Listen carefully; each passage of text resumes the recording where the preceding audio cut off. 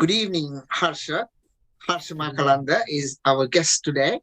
I was having a chat with Harsha a couple of weeks before and also today, and I was asking which language he would prefer to take this interview. He is happy to do it in both languages. We will start with English, and then probably at certain stages we'll be using English and Sinhalese both. Harsha, is that fine with you, right? Yes, that's fine. Yes, Good. yes. Thank you very much. Okay, so let's ask, who are you?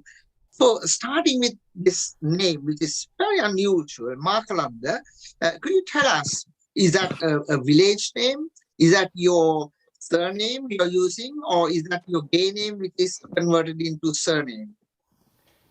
Yes, thank you very much, Yuan, actually, and I really appreciate this invitation to address this very educated and very, I would say, very in normal language, decent crowd, and very educated and nice crowd, nice audience.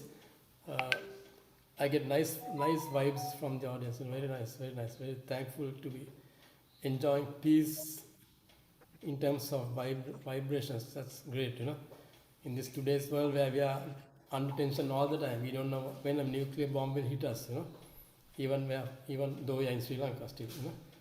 So so but on even with such an environment prevailing in the world, modern world, so nice to have people, who are thinking uh, in in our own language. We say maitri, or sort of loving kindness. I can feel it, so that's great. Thank you very much. Nice, great audience. So great question, Ruan. Yeah, this Makalandava is a village near Valipan. Now the southern highway goes over a place called Valipan. Valipan, there's a branching out, an outlet, right? So near that, near Valipan, about, say, as the crow flies, it must be about 1 mile from Valipan. There's a village called Makalandava. So Makalandava that's the original village, Makalandava. So actually, to give you just some facts, some of these facts, I don't actually sort of approve of certain things, whether it's my family uh, belonging to another person or whatever. But I'm just giving you, just stating these as facts. So Makaranda, uh, there were there were certain there was a crowd of people who were rich, kind of more affluent kind of rich people who actually cinnamon growers and cinnamon landowners actually. Sorry. And at one time I heard that, so I must give credit to Tissa Abeysekara for giving me this historical information. Actually, I didn't ask him for it. He's just a great person. He's and such a brilliant mind. He just poured it into me. He said, Harsha, do you know from where you came? Makalanda is here, and at the invitation of the court taking, your family came to court, and before we helped put up a no-fire zone around the fort and Paranginda Balmaskawa and this and that, But I don't approve of no-fire zones because I don't know.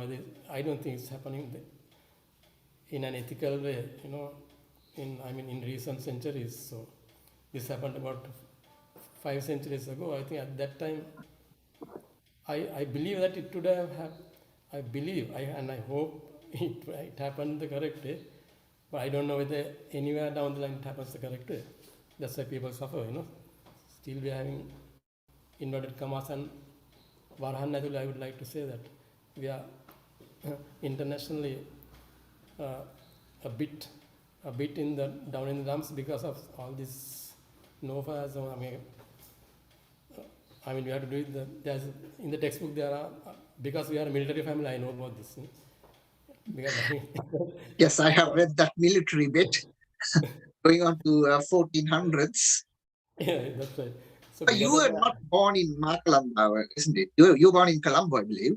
yeah, so the Cote King invited us, probably my great grandfather David Makalande, to come to court, and then everyone got together. I think they got together, and there's in the history books, in the Mahavans, I think it was there sometime back, but I can't see it now. Someone probably edited it, or something happened down there, and there are other places where things have got edited. I can talk to you about that later. And so they came to court, and they helped design the court out of the swampland. It was, they helped, and so because we helped him, I think, to fight various foreign elements in Indagang, as the I don't want to call us mercenaries, but they they were paid with the land in Kotte, from Atalkote Bridge to where Sirikota is now today. Right? So that was the payment, and that is supposed to be in a deed where it's on stone somewhere in the archives. If it's not stolen, it must be still there. If someone has not like done some trading with it, it must be still there. So that's how we came to court, and still there in court. And but of course, basically, like I said, it was a military family. Like I got had an Air Force command in our family, and like a top CID was top policeman. My grandfather. We had so many people, but and more lawyers, I think. Not many not I can hardly find many doctors, but we know a lot of doctors, because I think those days the good old law medical dance and the law medical, the camaraderie, those things brought us together with the medical fraternity. But we were mainly lawyers, and later, John Tissa, my great grandfather, he was supposed to be the first proctor in this country. Not an attorney, but and after that he started writing theatre music, like the famous one is Sri Lanka Charita, Vistantara Charita, and so on. Sri Lanka was written in 1903, and he passed away in 1922. So that's the kind of vintage he was in, and so that's we are basically in court, and his family came from there. They were using the word. Most of them were called Makalande Silva. It became a gay name. Maybe they couldn't stand the foreign kind of political, political tricking, if you may call it political interference. They couldn't stand it. Maybe they wanted to survive, and they took the Silva name at that time. Yeah. Harsha, thank you very much for that and summary of your ancestry. I haven't finished yet, but now that you mentioned the famous Don De Silva, have you got any of his memorabilia, any of his musical sheets, or anything which you have inherited, or anyone of your family has it? No, sadly, I don't have. My father had his. He was a lawyer practicing at Harsha. My father, he had the John De Silva writing table, but somehow I was quite young, and it disappeared. I don't know how it disappeared. But John De Silva married 3 times, so due to that, some of my uncles from had what you just mentioned, the documents. Some of them had it, and they didn't. I have to be frank, actually. They didn't want to part with it, so they didn't want. Though I was doing music, still they didn't want to part with it. So due to that fact, I don't have it. But I have some other interesting ones from my grandfather's younger brother, Sam De Silva. Sam Makalande De Silva. He was a good friend of Tagore's, Rabindranath Tagore. So he wrote he was an oriental musician. I mean, he studied oriental music, but to make the Colombo crowd, the affluent crowd familiar with Oriental music, he knew Western music also. He wrote in Western music a textbook about, describing and, bringing forth the exercises in Oriental music. And he gave this to his friend Tagore, Rabindranath Tagore, when he came here. So it is still supposed to be in Shantiniketan. So except that book, I have a copy of it. If you like, I can later on share some copied, photocopied pages of it later. Except for that, I don't have the other, any other, like you said, any other remaining, ancestral. Yeah. Yes. Thank you very much for that. And I believe you have another very famous person in your lineage, which is probably from your maternal side, I believe. Yeah? You want to tell us who that is? Yes, actually, I must, with reverence, though he's my grandfather, I think of him with great reverence. My mother's father, Victor Duke de Landreau. He was, they're actually from the French, they're French lineage. I mean, he is directly connected to the French first ambassador who came to King Rajasingha's court. They landed in, you must know in the history, landed in Trincomalee and then came to the Candian court, and he tried to sort of be witty with the king, and the king jailed him for a few weeks or months, but finally the king became very friendly with him and gave him land around Sri Lanka, and some of that land came to my mother some time back, in Kadwala area. But there are Landros I heard in Gaul and Anuradhapura also, but I'm not very sure about that.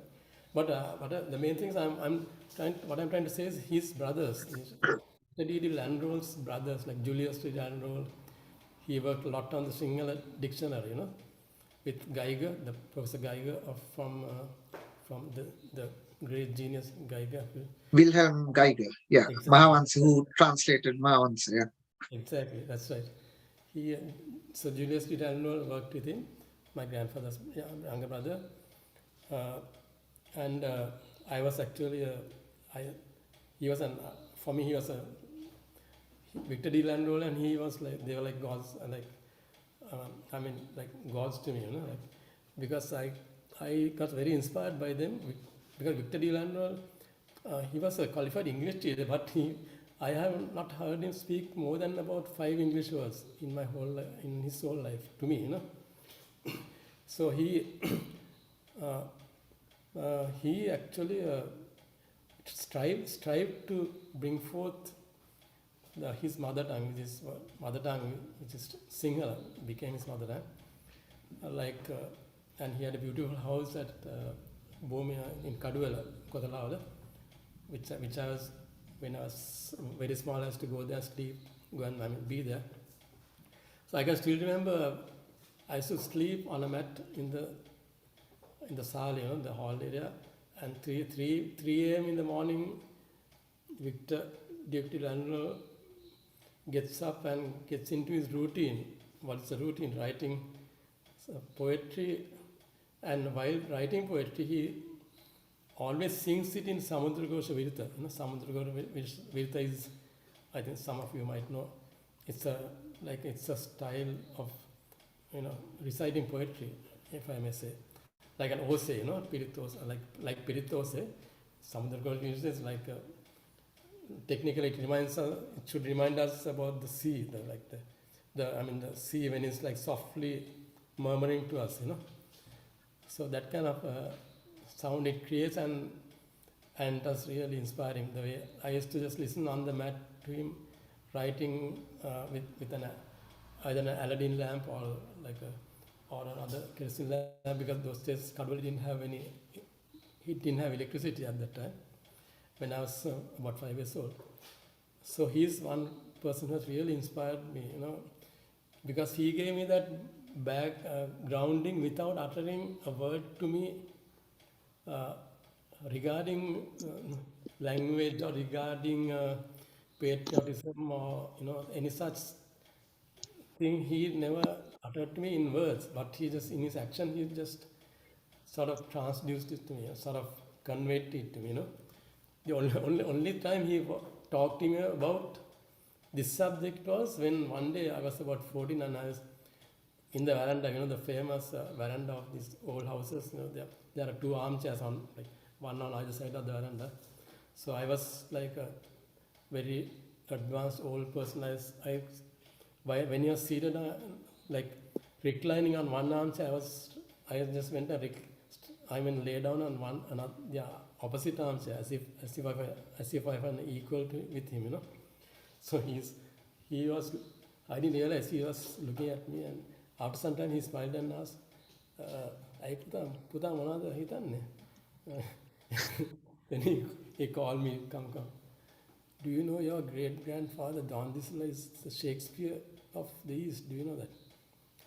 That is the only sentence he has uttered to me regarding art or something connected to music or literature. That whole house was full of literature. Poets, where Martin Wickramasinghe used to come there and they used to argue in poetry, Kaviyan gahaganne, Martin Wickramasinghe. It was so full of literature and poetry and things, but he never, except for that sentence, he had never uttered to me anything regarding those things. So okay, so that's for those of you who don't know who Victor Lanarol is. He's popularly known as V.D. Lanarol, and I'm sure most of us have read or studied his books as young children.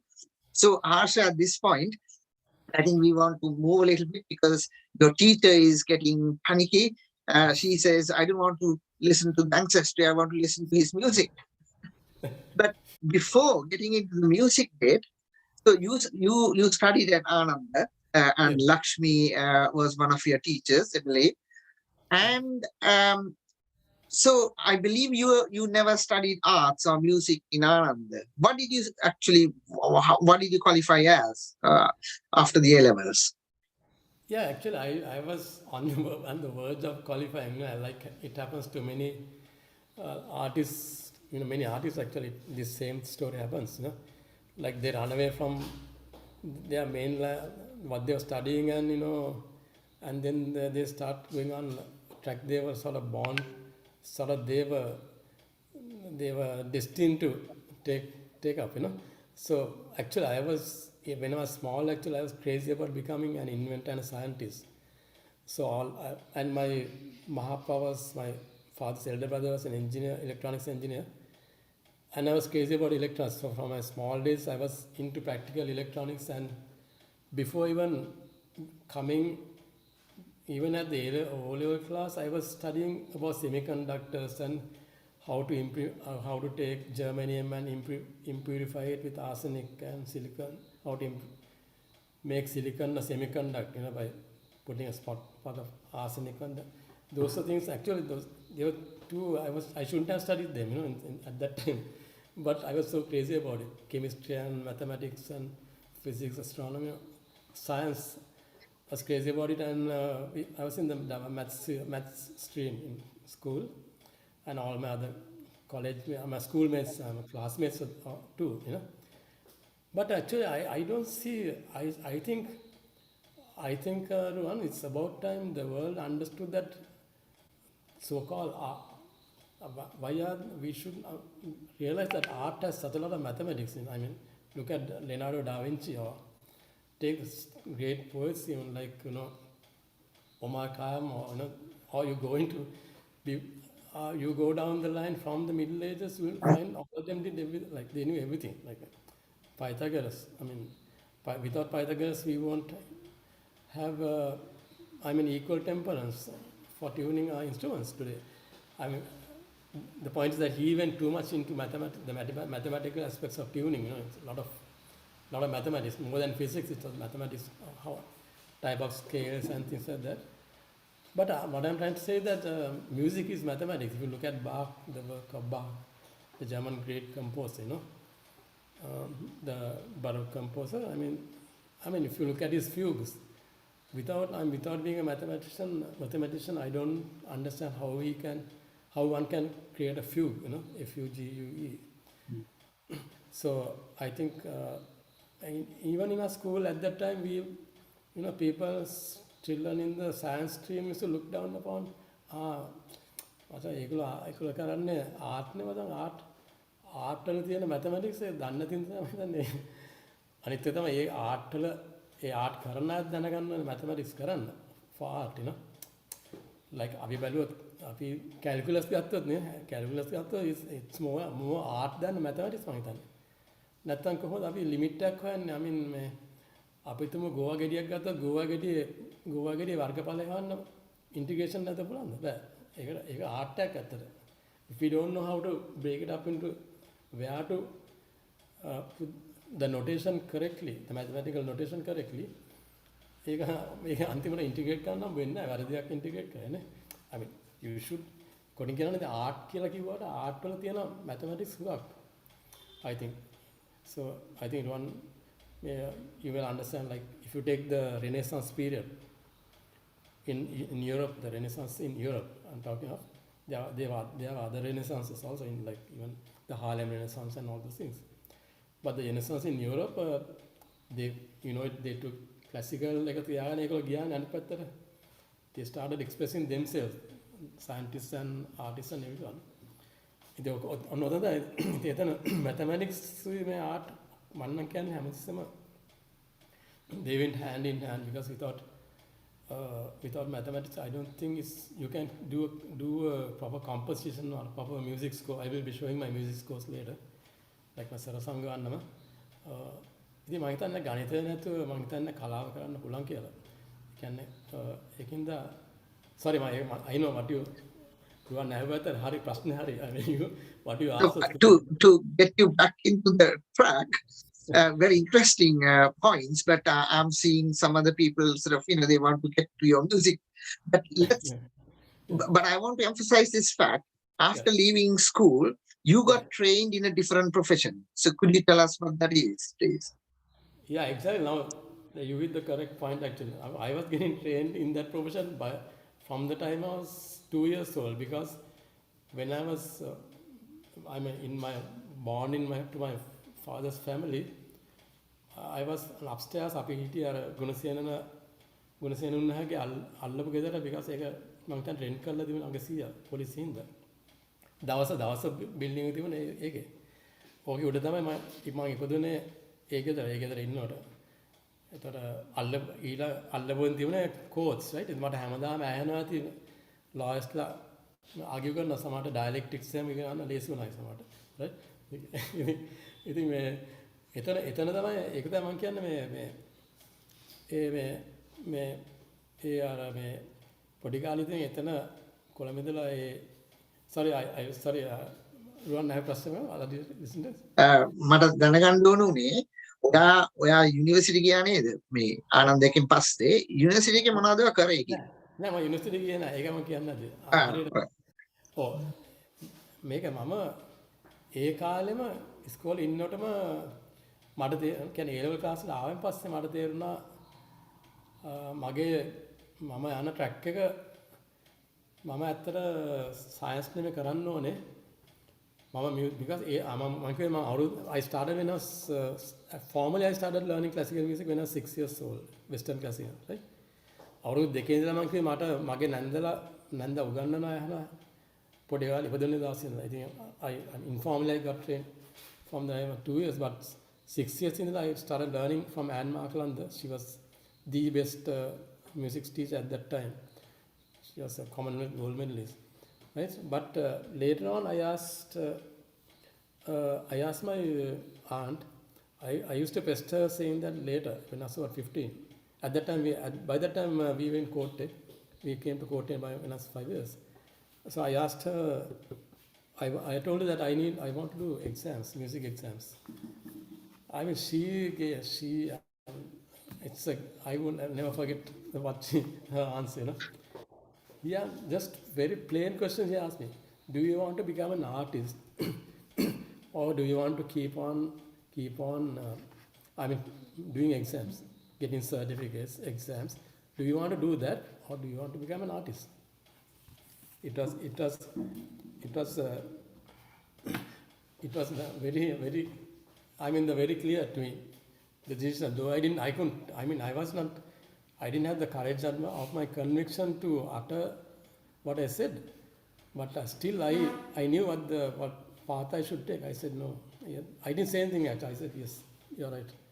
I didn't go after doing music, and then I thought that I must be able to satisfy the audience, India, like in India, they say Ustad is created when the audience, the Guru says from stage, the Guru says, in the student again, en Ustad en කියලා කිව්වම තමයි ආට qualification ලැබෙන්නේ. නැත්නම් ආට කොලයක් දීලා I'm not against academics or academic, where I'm also lecturing in the university, but I'm not against academics or any of those areas, because both are important, I would say. Without academic processes, knowledge would not proceed. Knowledge would not go forward. That's 100%. අපිට නිකන් ad-hoc විදිහකට බෑනේ. We can't. එතන මම කියනවා to answer your question, okay, well, even before even doing A-levels properly, මට හම්බුණා the great man called Ray Vijayawardena. Have you heard of Ray Vijayawardena? Dr. Ray Vijayawardena? Yeah, so you know what a genius he was. So he was my mentor when I was 16, right? When I was about 16, he was my mentor, and one day I went to his place at his invitation with my cousin Rohan, and he had heard that I was quite a good player, and he said, okay Harsha, okay, let's see what you can do. Right? How much, I think what he said was, let's see how much horse shit you have in you, kind of thing, that kind of, කොච්චර උඹේ නරක තියෙනවද කියලා බලමු කියලා. හොඳ නෙමෙයි. කියලා ප්ලේ කරන්න කිව්වා. ප්ලේ කරාම ග්‍රෑන්ඩ් පියානෝ යොදන්න යාගේ Colombo Symphony Orchestra, right? Next to opposite Victoria Park, right? Play කරන් පස්සේ he was really impressed, and then he said, then he found out that I was crazy about electronics, so then he gave me some fantastic advice. Today I give all my students this advice. Now he knew that I wanted to do electronics and music both. He said, Harsha, we knew that he was a qualified, acclaimed agriculture world expert, right? World expert. And also we knew that he was an aviation expert. That was a world expert, right? And a hobbyist at that where aviation is concerned. You know what he said? He said, Harsha, I loved my first love was aviation and my second love was agriculture. So you know what I did? I thought I will do aviation as my hobby, and I will become a professional in agriculture. Now, because I thought that that thing that you love very much, if you do it as a profession, I don't think you can enjoy it. That kind of concept in here. It was so that's why I did agriculture. We know that he created the land master, the patent, the land master and things like that. හැබැයි ඒක හරි කියලා මට ටික කාලෙකට පස්සේ මතක් වුණා. ඒ කියන්නේ ඒක කියනකොට when he said that, we were like dabbling in transistors, and a transistor was about 1 centimeter long high at that time. But you must be aware of sometimes that now slightly ancient process එකක් ගමු අපි i3 එක ගමු දැන් තියෙන microprocessor i3 එක. Any of us guys here will know how many H10 transistors are inside i3 processor. There are actually millions, I think. I won't try to bring out the exact figure, because then people can argue with me, but I can safely there are millions of. I don't think anyone will sort of argue with me on that millions of transistors in that one inch square of microprocessor. So that is what Ray Jadhan said. What Ray Uncle said was, you won't enjoy it. I mean, after that, because if you suppose you become an expert, you qualify and become an expert in, you can't become an expert in making transistor radios or transmitters, or oscillators, or low frequency oscillator. You will have to you will have to be someone doing a small part of designing that IC, or some instrument building that IC, or training someone in those factories, or a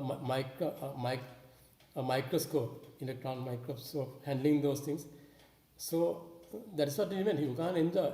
You'll be doing a very small part of that big, massive industry. So I realized he was right. But music, well, you can take it to the limit on your own, actually. Because Ron, I will also take it a bit more further. Now that's why I switched over to music at that time, and I actually stuck to it. But it was not easy, It was a struggle. I mean, socially and ethically in many ways, because people are saying, why are you not doing your engineering? Why are you?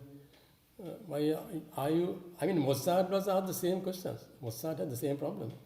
And people asked Mozart, how many, when he was going to get, I think in the question of marriage, I think people will start asking, how many students does, I mean, a would-be mother-in-law will ask, how many students has he got?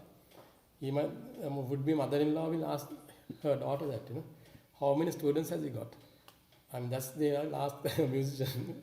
If the would-be son-in-law was going to be son-in-law was going to be a musician, they would pose that question. So that's not understandable, because it is such a competitive.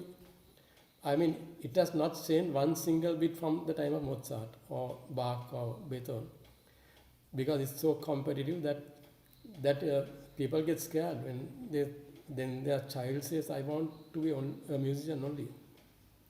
So because of that, I switched over to music, and in 1978, I joined the music industry in 1975, still in the A-level class, and then by 1978 I went abroad and I started touring. I toured Europe, Africa, and the Middle East with the band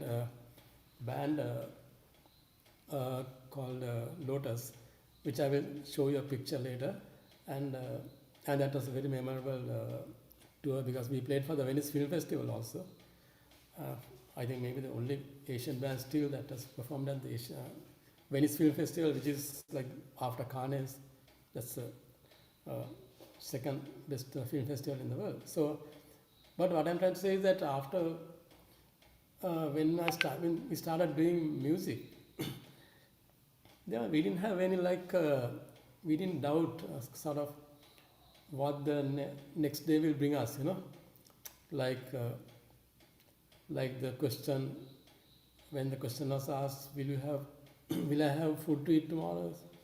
It was said that look at the birds. I mean, do they worry about their food tomorrow? That's the kind of concept we had to adopt, because our preference was doing music. Now, so that's, of course, you can tell us, yes, you can, Rohan, you might tell me that, okay, but can you immediately get married and raise a family and do that immediately? No, that may not be possible. If you select this path as this very difficult path called being an artist, not just a performer, being an artist, because actually I would like to get on to that main question of today's discussion, where the main tagline I would like to project. That is, I like to, before this, before you ask me a question, Rohan, I want to say this. My main aim in life is, and it has been since I was about 14, I think, to create an identifiable sound in serious music for Sri Lanka. Because there are identifiable sounds for Sri Lanka in the pop field, there are many. But in serious music, I mean, don't make the mistake. Serious music is only a genre. I mean, rock music, classical, jazz, they are all genres, and serious music is also genre. So no one should get hurt. I mean, a rock musician need not get hurt. That why is he why is he only talking about serious music? You know, serious music is a genre, and but the point is, serious music has certain advantages and also certain qualities, characteristics, which are identifiable with all the developed countries. Because if we are going to develop, if Sri Lanka is going to develop, and we have the talent, we have all the brilliant brains, most of them are living out of Sri Lanka, but they are still Sri Lankans. We have that talent, but still we develop this aesthetic side also of having serious music in our repertoire. For example, Germany has tons of serious music. America has, USA has tons of serious music. Japan has tons of serious music. England has tons of serious music. All these developed countries, they have tons and tons of serious music. I mean, it'll be a different discussion to, find out the link between these, link between where music and development is connected. But I am sure it's connected, and so my aim in life is to. I have just only created one concert piece where I performed at Tokyo Opera City. That's my first serious piece of music, which is now a concert piece. It was performed at the Opera City and conducted by a world famous conductor, and I played the piano for that. I will be showing you some manuscripts from that. That is my main aim. Yes. Yeah. So before going into that, which we will come later on, at this stage, it would be lovely to hear a piece of music. So I would suggest if you can play us the very famous Danno Budunde in your jazz piano as a demo. Thank you very much. I will very glad to your request. Thank you very much. Yes.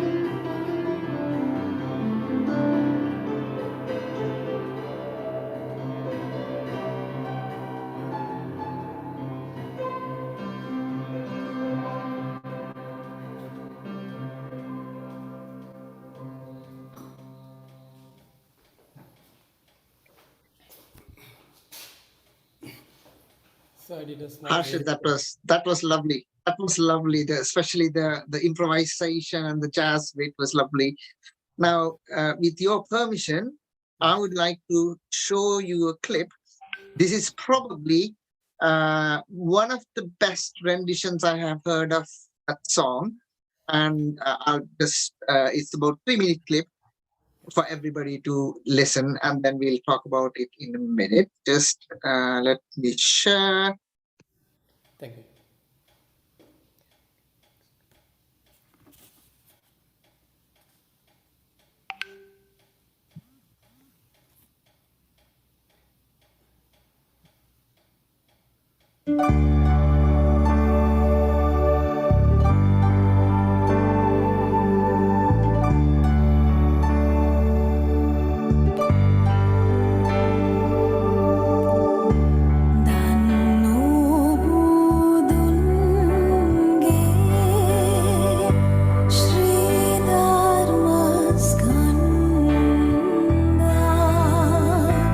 Devi Rakhi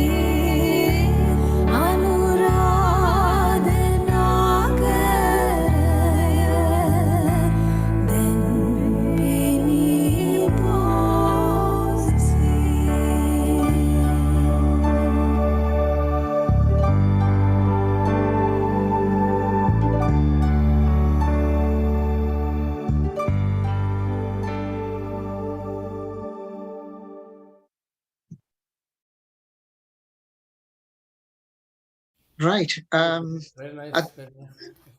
Thank you. Thank you very much. Sorry. Just, yes, very nice. Are you? I can hear some music. Is it me or you? No, I don't. Let me just see. Oh, sorry. Yeah, shall I ask a question? Sure. Yes. Firstly, you can't compare that with Harsha's edition because Harsha was purely on the piano, but this is a vocal. So vocal, you can have many variations, unlike in the piano. And also, I'm not criticizing the singing.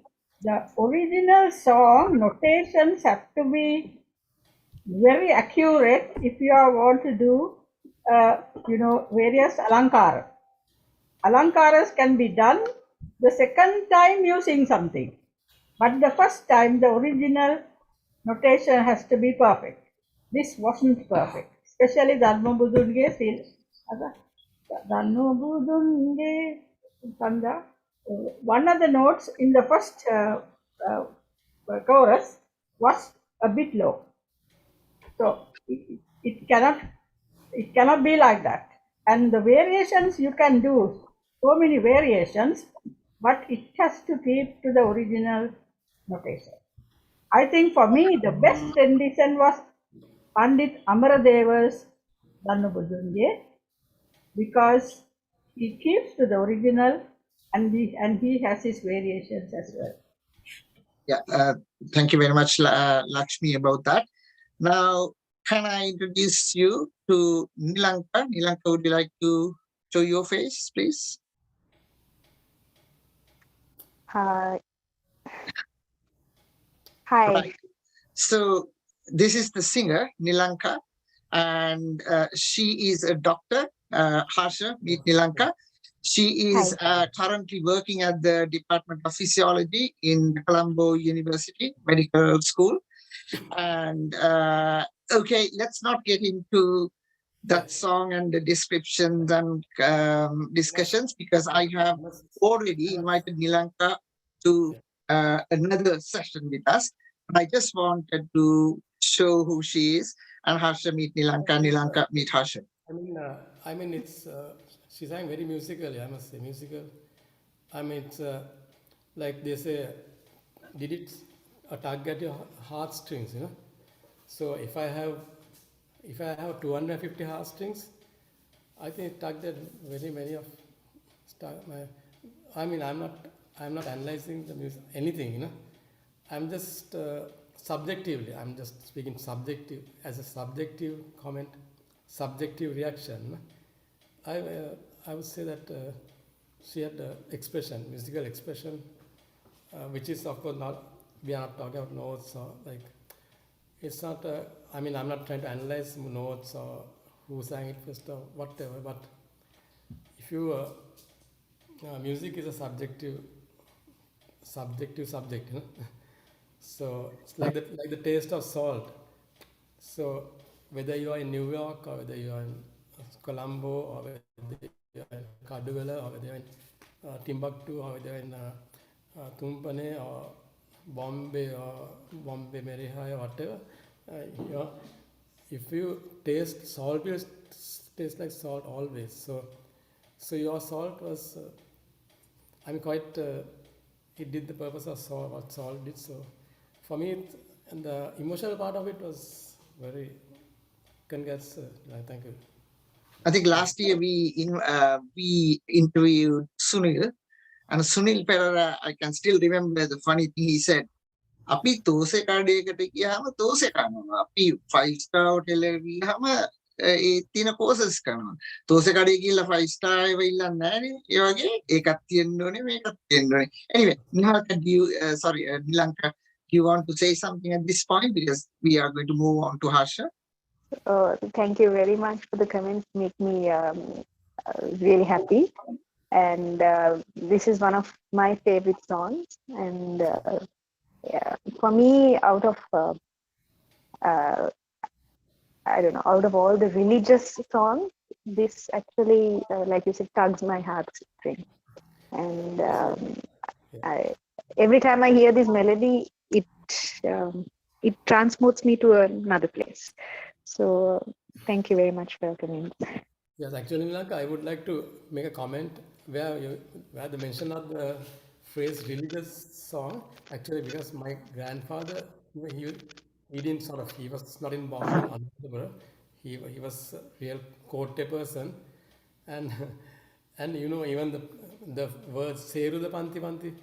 So Seru the Panti Panti, we had a lot of Seru Panti Pantis of Seru in court when you were also small, like those those birds, small duck-like birds. They go just from the Devanava, they go across your garden, So my grandfather said that my great grandfather was inspired by these Seru the Panti Panti, not that he went to Anuradhapura. And the other thing is, it's actually not a religious song, because you just look at the ragadhari aspects of it. It's also not, because it has a lot of touch of the the pentatonic scale, touches of the pentatonic, and also Yemen parts of the Yemen.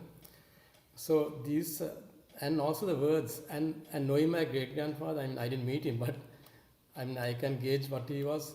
He was a very patriotic person, and he was fighting for independence of Sri Lanka. And this was a patriotic song, actually. Of course, it came in the guise of Buddhist thought, and then one knows that there's a big discussion about this long ago.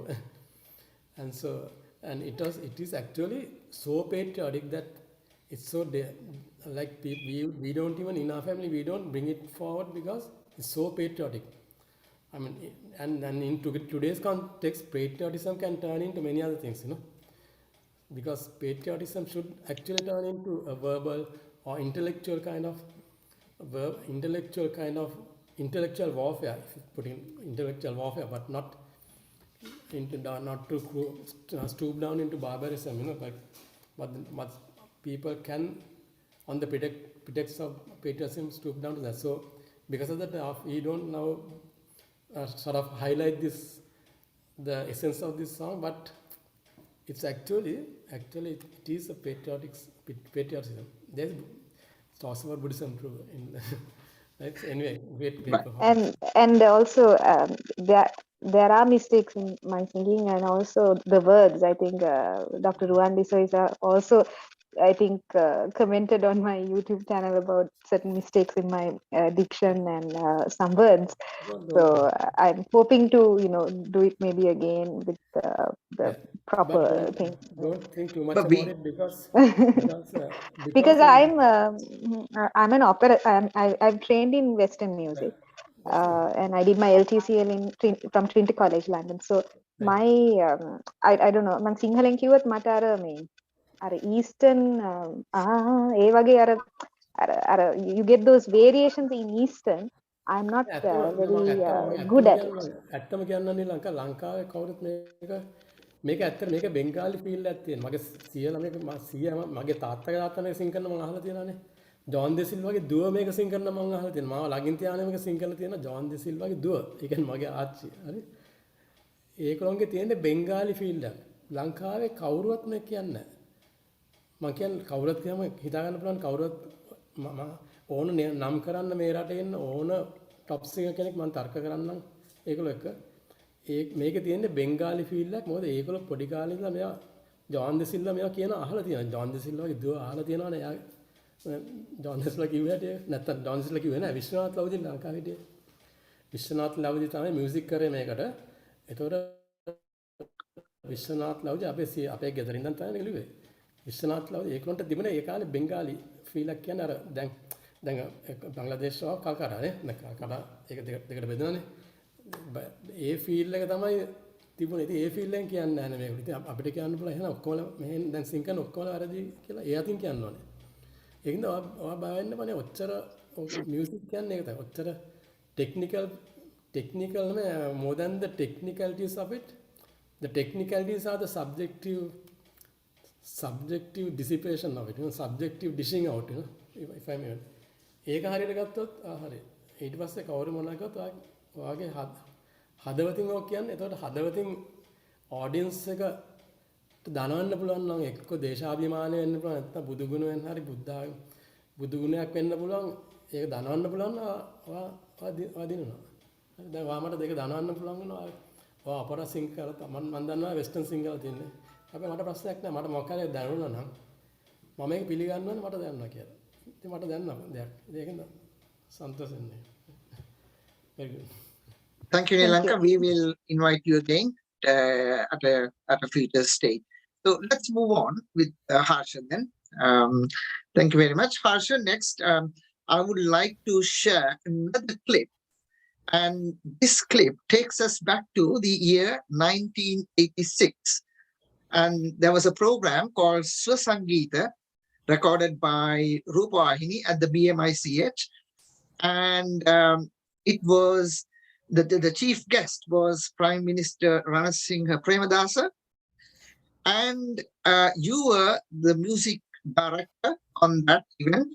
And you wrote the music and the lyrics to one of the songs, which is being sung by the famous Noeline Hunt of our vintage. We can still remember Noeline. And the dancers being performed by Channa Vijayawardena and Dilhani Ekanayaka. Dilhani is now a very famous actress, and I don't think she was that famous in 1986. And orchestra was conducted by Lalanath Silva, which we will be talking with you in a minute.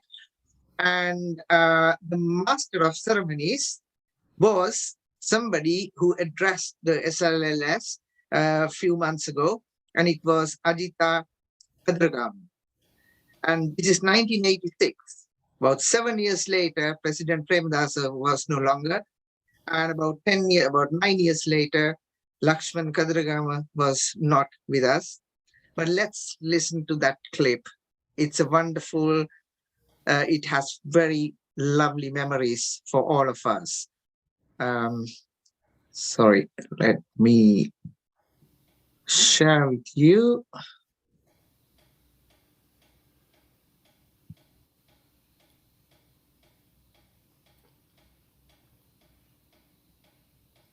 A performer now who needs absolutely no introduction, least of all to our television audiences. The song is by Harsha Makalande and the dancers are Channa Vijayawardena and Dilhani. Ladies and gentlemen, here is the powerful voice of Noeline Hunter with A Flower for Sri Lanka.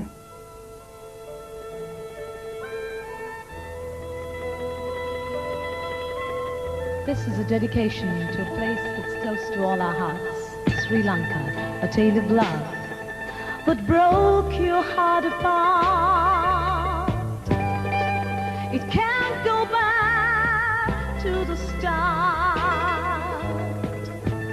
Forget the road that took your love in vain to a place cold heart of stone. Bless the flower that kissed your tired name. Smiled away the pain. When those seeds of happiness will bear a brand new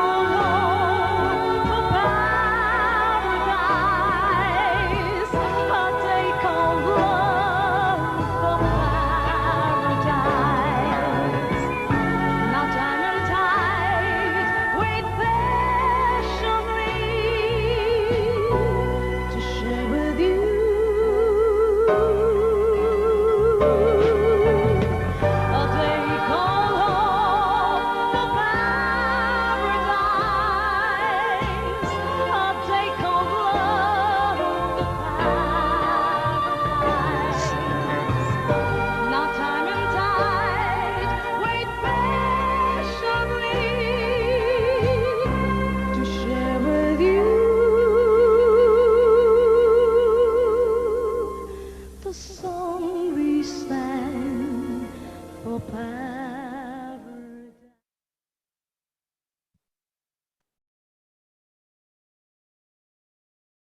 That takes us back to our childhood, actually. I was in medical school at the time, and that brings us some lovely memories.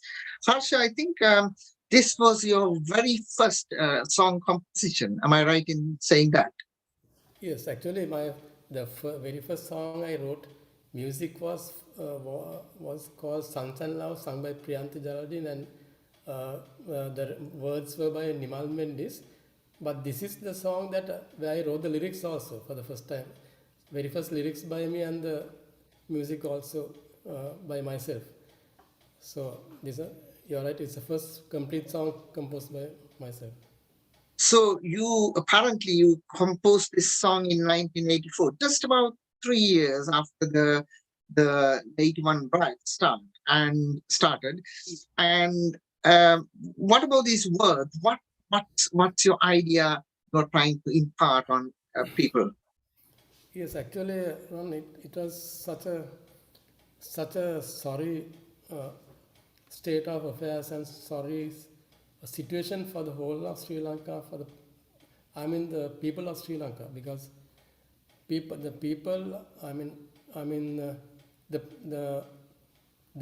children of Mother Lanka were killing each other, and for me that was very tragic feeling and tragic environment. It was a painful sort of train of thoughts to be in, actually, at that time, because I realized that these people didn't know what they were doing, actually. Both sides and everyone who were engaged in harming another person was actually doing something which was actually uncalled for. It was not required. In this modern world, we didn't need to stoop down to that level, So people are blind. Obviously, they are blind. Others, they won't commit the things, atrocities people are committing against each other, And also the people, our neighbors were also, watching us, If we went down at that time, our neighbors would have just walked over into our country, They would have just engulfed us. They would have just, taken over our country. So, and there are many things happening. They were trying to destabilize us, and anyone can say anything, but that was happening. So actually I wrote this song as a point to let those people know, whoever it was who was involved in setting us up, the children of Sri Lanka, whoever who was involved in setting up these people against each other, I wanted to let them know that we are waiting till this thing is, this thing comes to an end, this business of unwanted civil war comes to an end. We are waiting for it. That's what the song says. We are waiting in hope for a day of love. We are waiting with patience. We are waiting, and that flower for itself is that hope. The seed. We are praying that the seed will be strewn into will be spread out in a breeze and diffused in a breeze, and the seed of peace will be planted in everywhere. That was the hope. That is what Channa, the dancers, or Channa, Dilhani and Lalnath, who conducted the orchestra, they were all in that mindset. They all felt the gravity of the situation, and I must thank Lalnath for conducting the orchestra beautifully, who orchestrated my music, and Lalnath, we'll be talking about him later. Yeah. And, So that was wonderful. It took us back to our own time, younger days, because lots of people there we knew. And so this is probably the time to ask you a question now.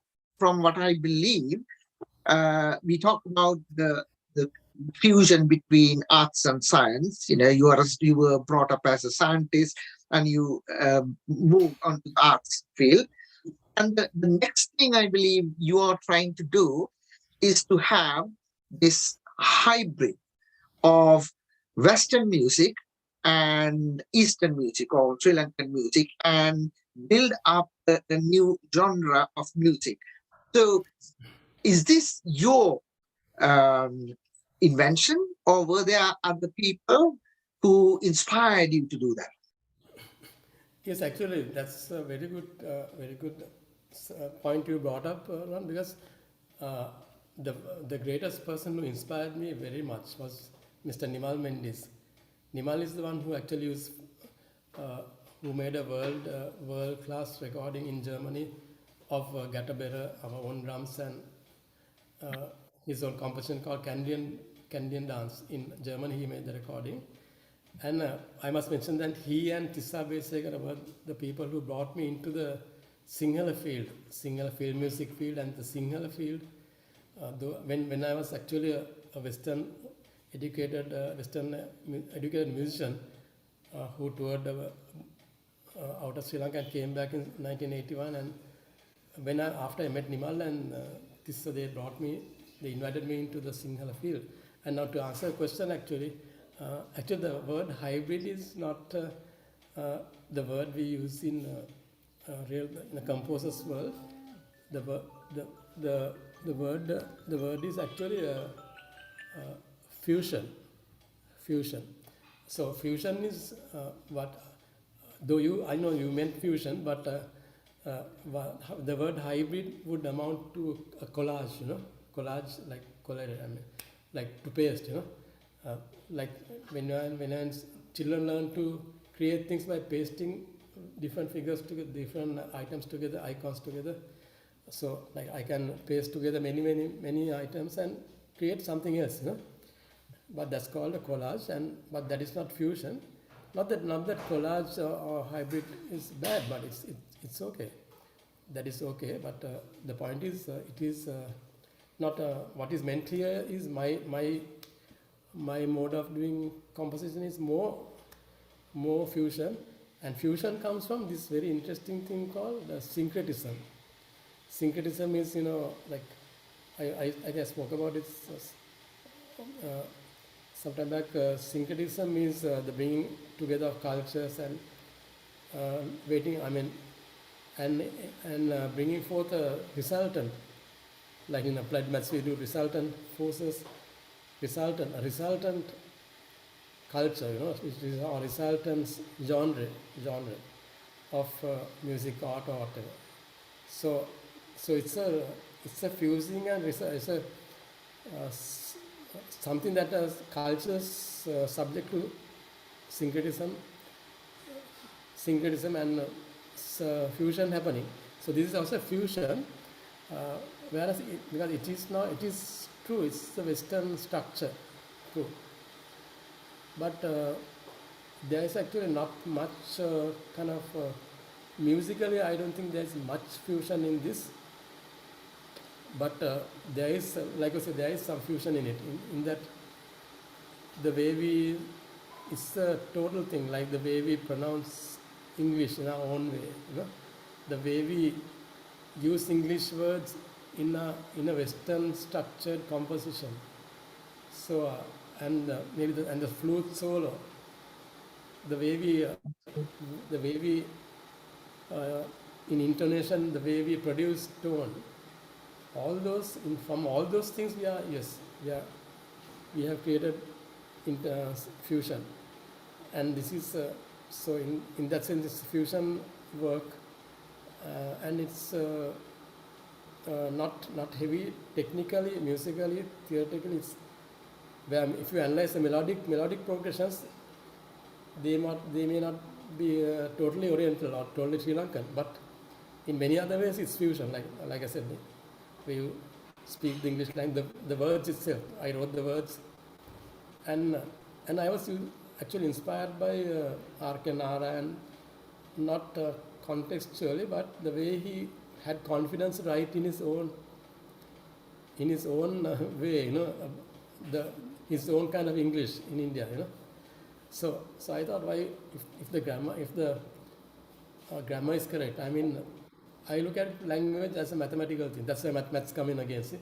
So the lyrics, I break it up into sections and words and sentences, and I think whether is it mathematically correct?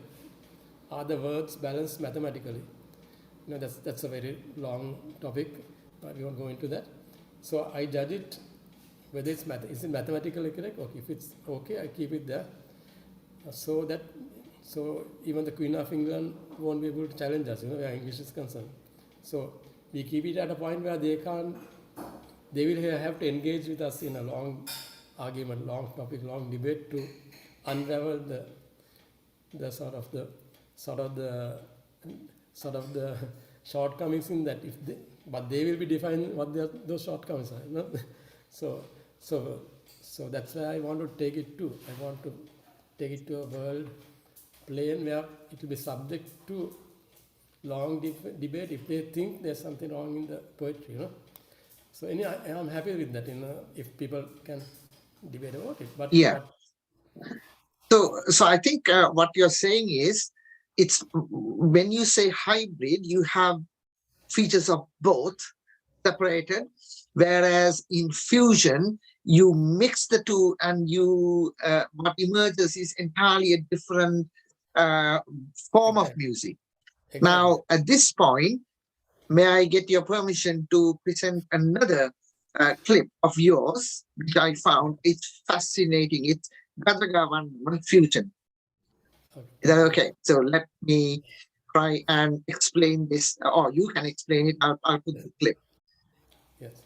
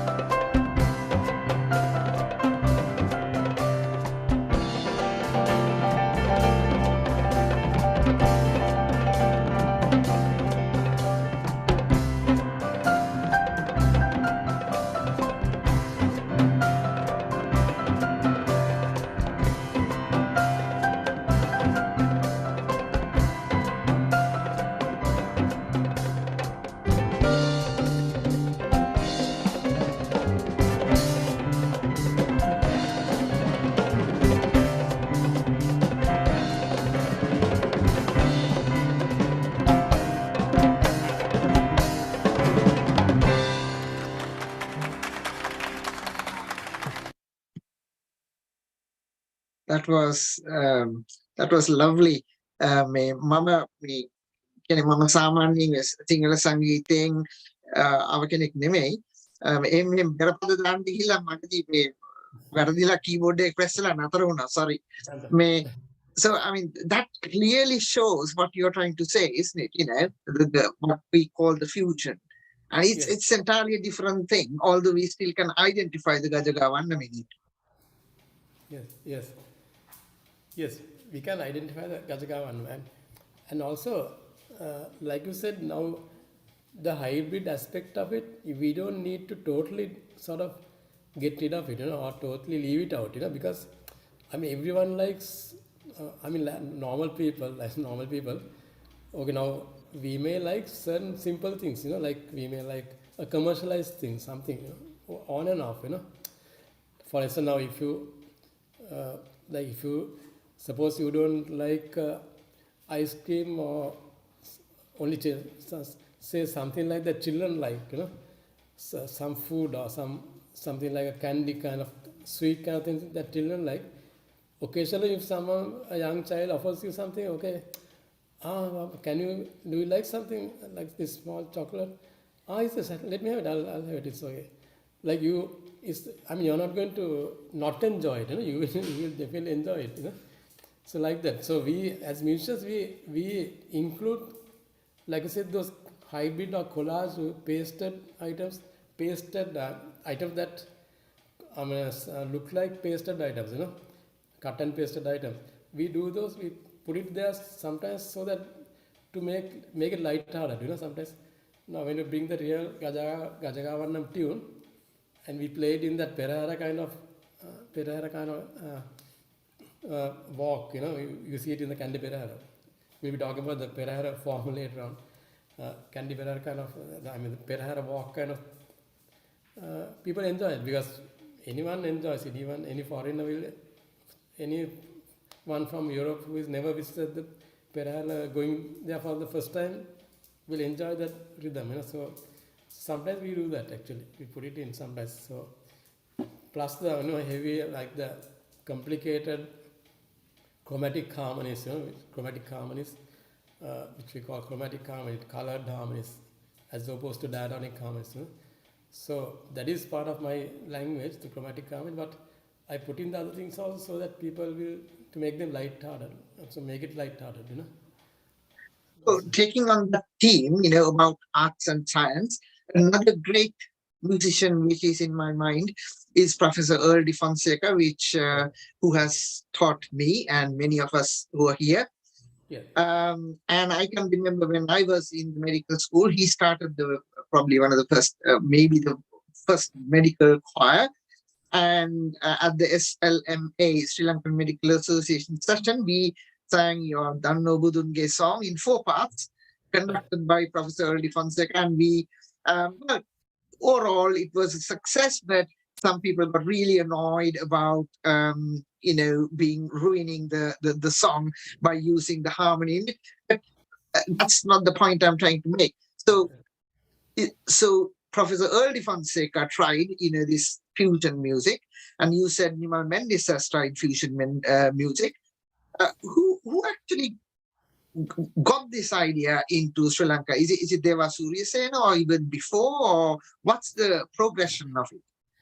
Well, actually, we can't actually, it's any given point in time it's happening, So down the line of history it has been happening, and always the purists frowned upon this, The purists, like you mentioned the correct word, The purists actually frown upon always on something innovative that is happening. I call it innovative, And it has, imagine Bach, the great musician Bach, B-A-C-H, Bach, the Baroque composer.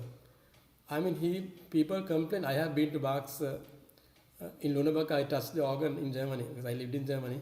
The organ where he practiced when he was 12 years old, And I thought, I knew that Bach got chased away from this, I don't know whether this was Lüneburg, but a certain city. He was asked to leave, because, why? Because he was improvising too much. And Bach, is he a person who cannot improvise? No, he was a master of improvisation, but they didn't stand, the purists couldn't stand it. So there were purists in that period of time also, at that point of time, there were purists, you know. But now do we have to say anything against Bach's fugues or chorals, or we don't have anything to say against that. that is tradition, or sampradaya now, right? ඒක සම්ප්‍රදාය වෙලා ඉවරයි දැන්. ඉතින් සම්ප්‍රදාය වෙන්න ඉස්සෙල්ලා ඒක ඒ වෙලාවේ වෙනකොට අර මේ පියොරිස් කියන අය මේ ඒවට විරුද්ධව නැගී සිටිනවා. ඒක ඉතින් ඒක ඉතිහාසයේ දිගටම වුණ දෙයක්. තාන්සෙන්ගේ කාලෙත් වෙලා තියෙනවා. in India, right? ඔක දිගටම වෙච්ච දෙයක්. මොකද ඒක වුණේ නැත්තම් ඇත්තට අලුත් දෙයක් හැදෙන්නේ නැහැ. in art, or not only art, I think science also, I think.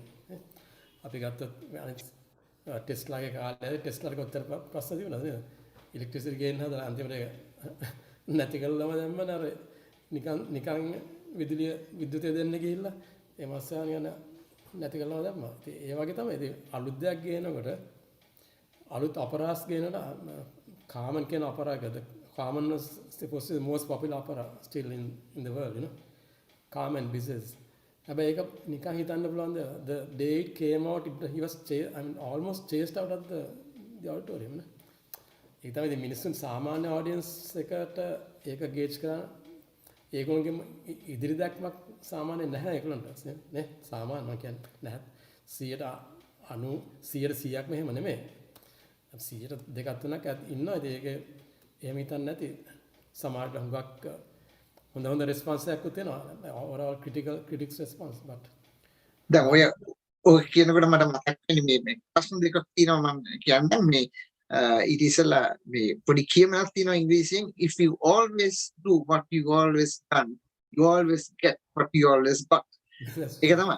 ඉතින් දැන් මෙතන question දෙකක් තියෙනවා. ප්‍රසන්න, you want to put on your video and ask the question, and then after that Shihan. Okay, thank you. This is Dr. Prasanna Kure.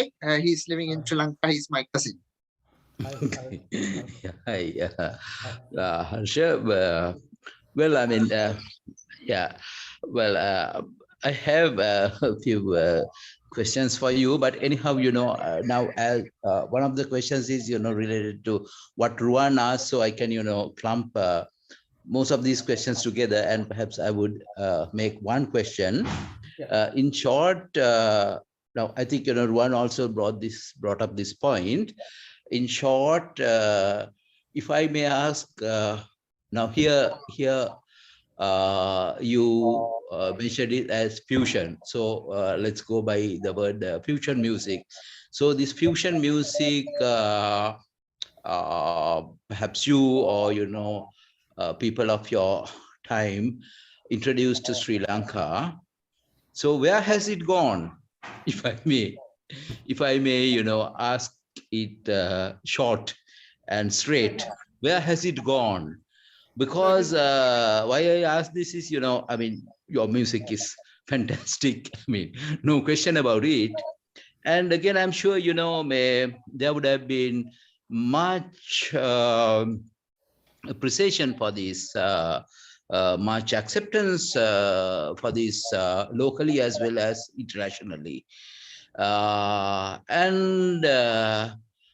Well, I mean, I think, you know, I mean, that would have been a nice way of taking our music to the international sphere. yeah. So I know lately these guys like Bhattiya Santush, they also, you know, did some invention. I mean, they also came out with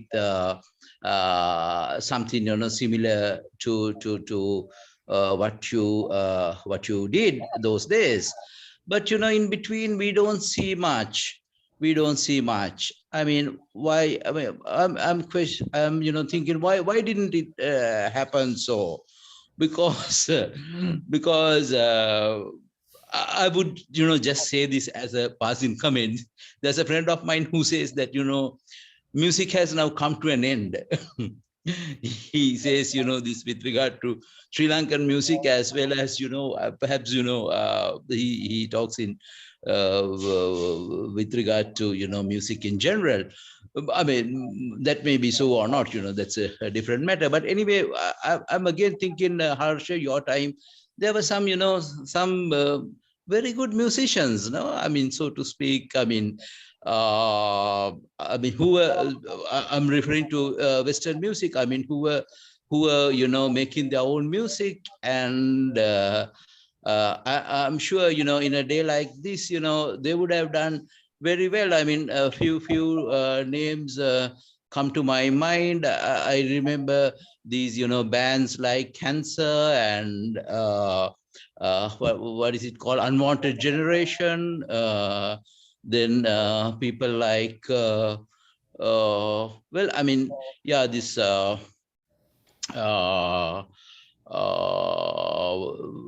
Prince Jeratnam and few others I can't nowadays I can't recollect their names, all their names. Yeah, but I think they were producing some great music.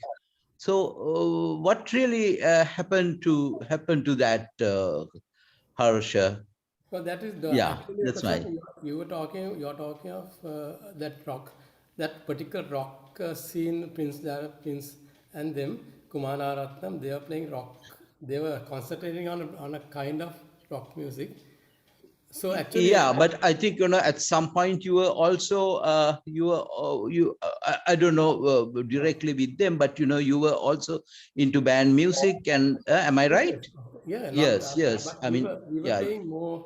We were playing more commercial music, like Amazing Grace. I was a member of the yeah, band Amazing Grace, and yeah, it was more of a dance band and dance music for dancers, and also a little bit of rock also, but mainly me playing the music which the people knew actually, like popular with the people. So it was catering to, because that was a profession at that time. So to earn money, you have to become commercial. But as a 19-year-old or 20-year-old, then you need money to like survive, and then I believe that if you do something good and make the people happy, and you get paid for that, then I don't think there's anything wrong in that. But it was a profession at that time. So, but the people whom we are talking about, Prince and them, Kumaranathan, you were talking about Bugs and those bands, they were specializing on a kind of music that was actually what we call rock, or even another subgenre of rock, yeah. so people, there wasn't So, a big market for that, that actually, that's why probably it sort of phased out, But our music now, my friends, they are engaged, employed all over the world, still playing music, so you can imagine the demand for what they were doing. But I came out of that because I was playing. Now I toured about 3 years in Europe and Germany, Middle East, but with all the fantastic facilities, I left it because I wanted to do research in because our own music. I want to find out who I was. I mean, Mama Kauda. I want to find out mage rate තියෙන්නේ මොනවද? What do I have in my country? මගේ මුතුන් මිත මොනවා හරි කරලා තියනවාද? Then I found out that the Gammaduwa and all, not only Gammaduwa, the Dada Maligawa music, I found out that it's unbelievably fantastic, like the drum music, the low country music, Deval Maduwa music, Riddhiyage.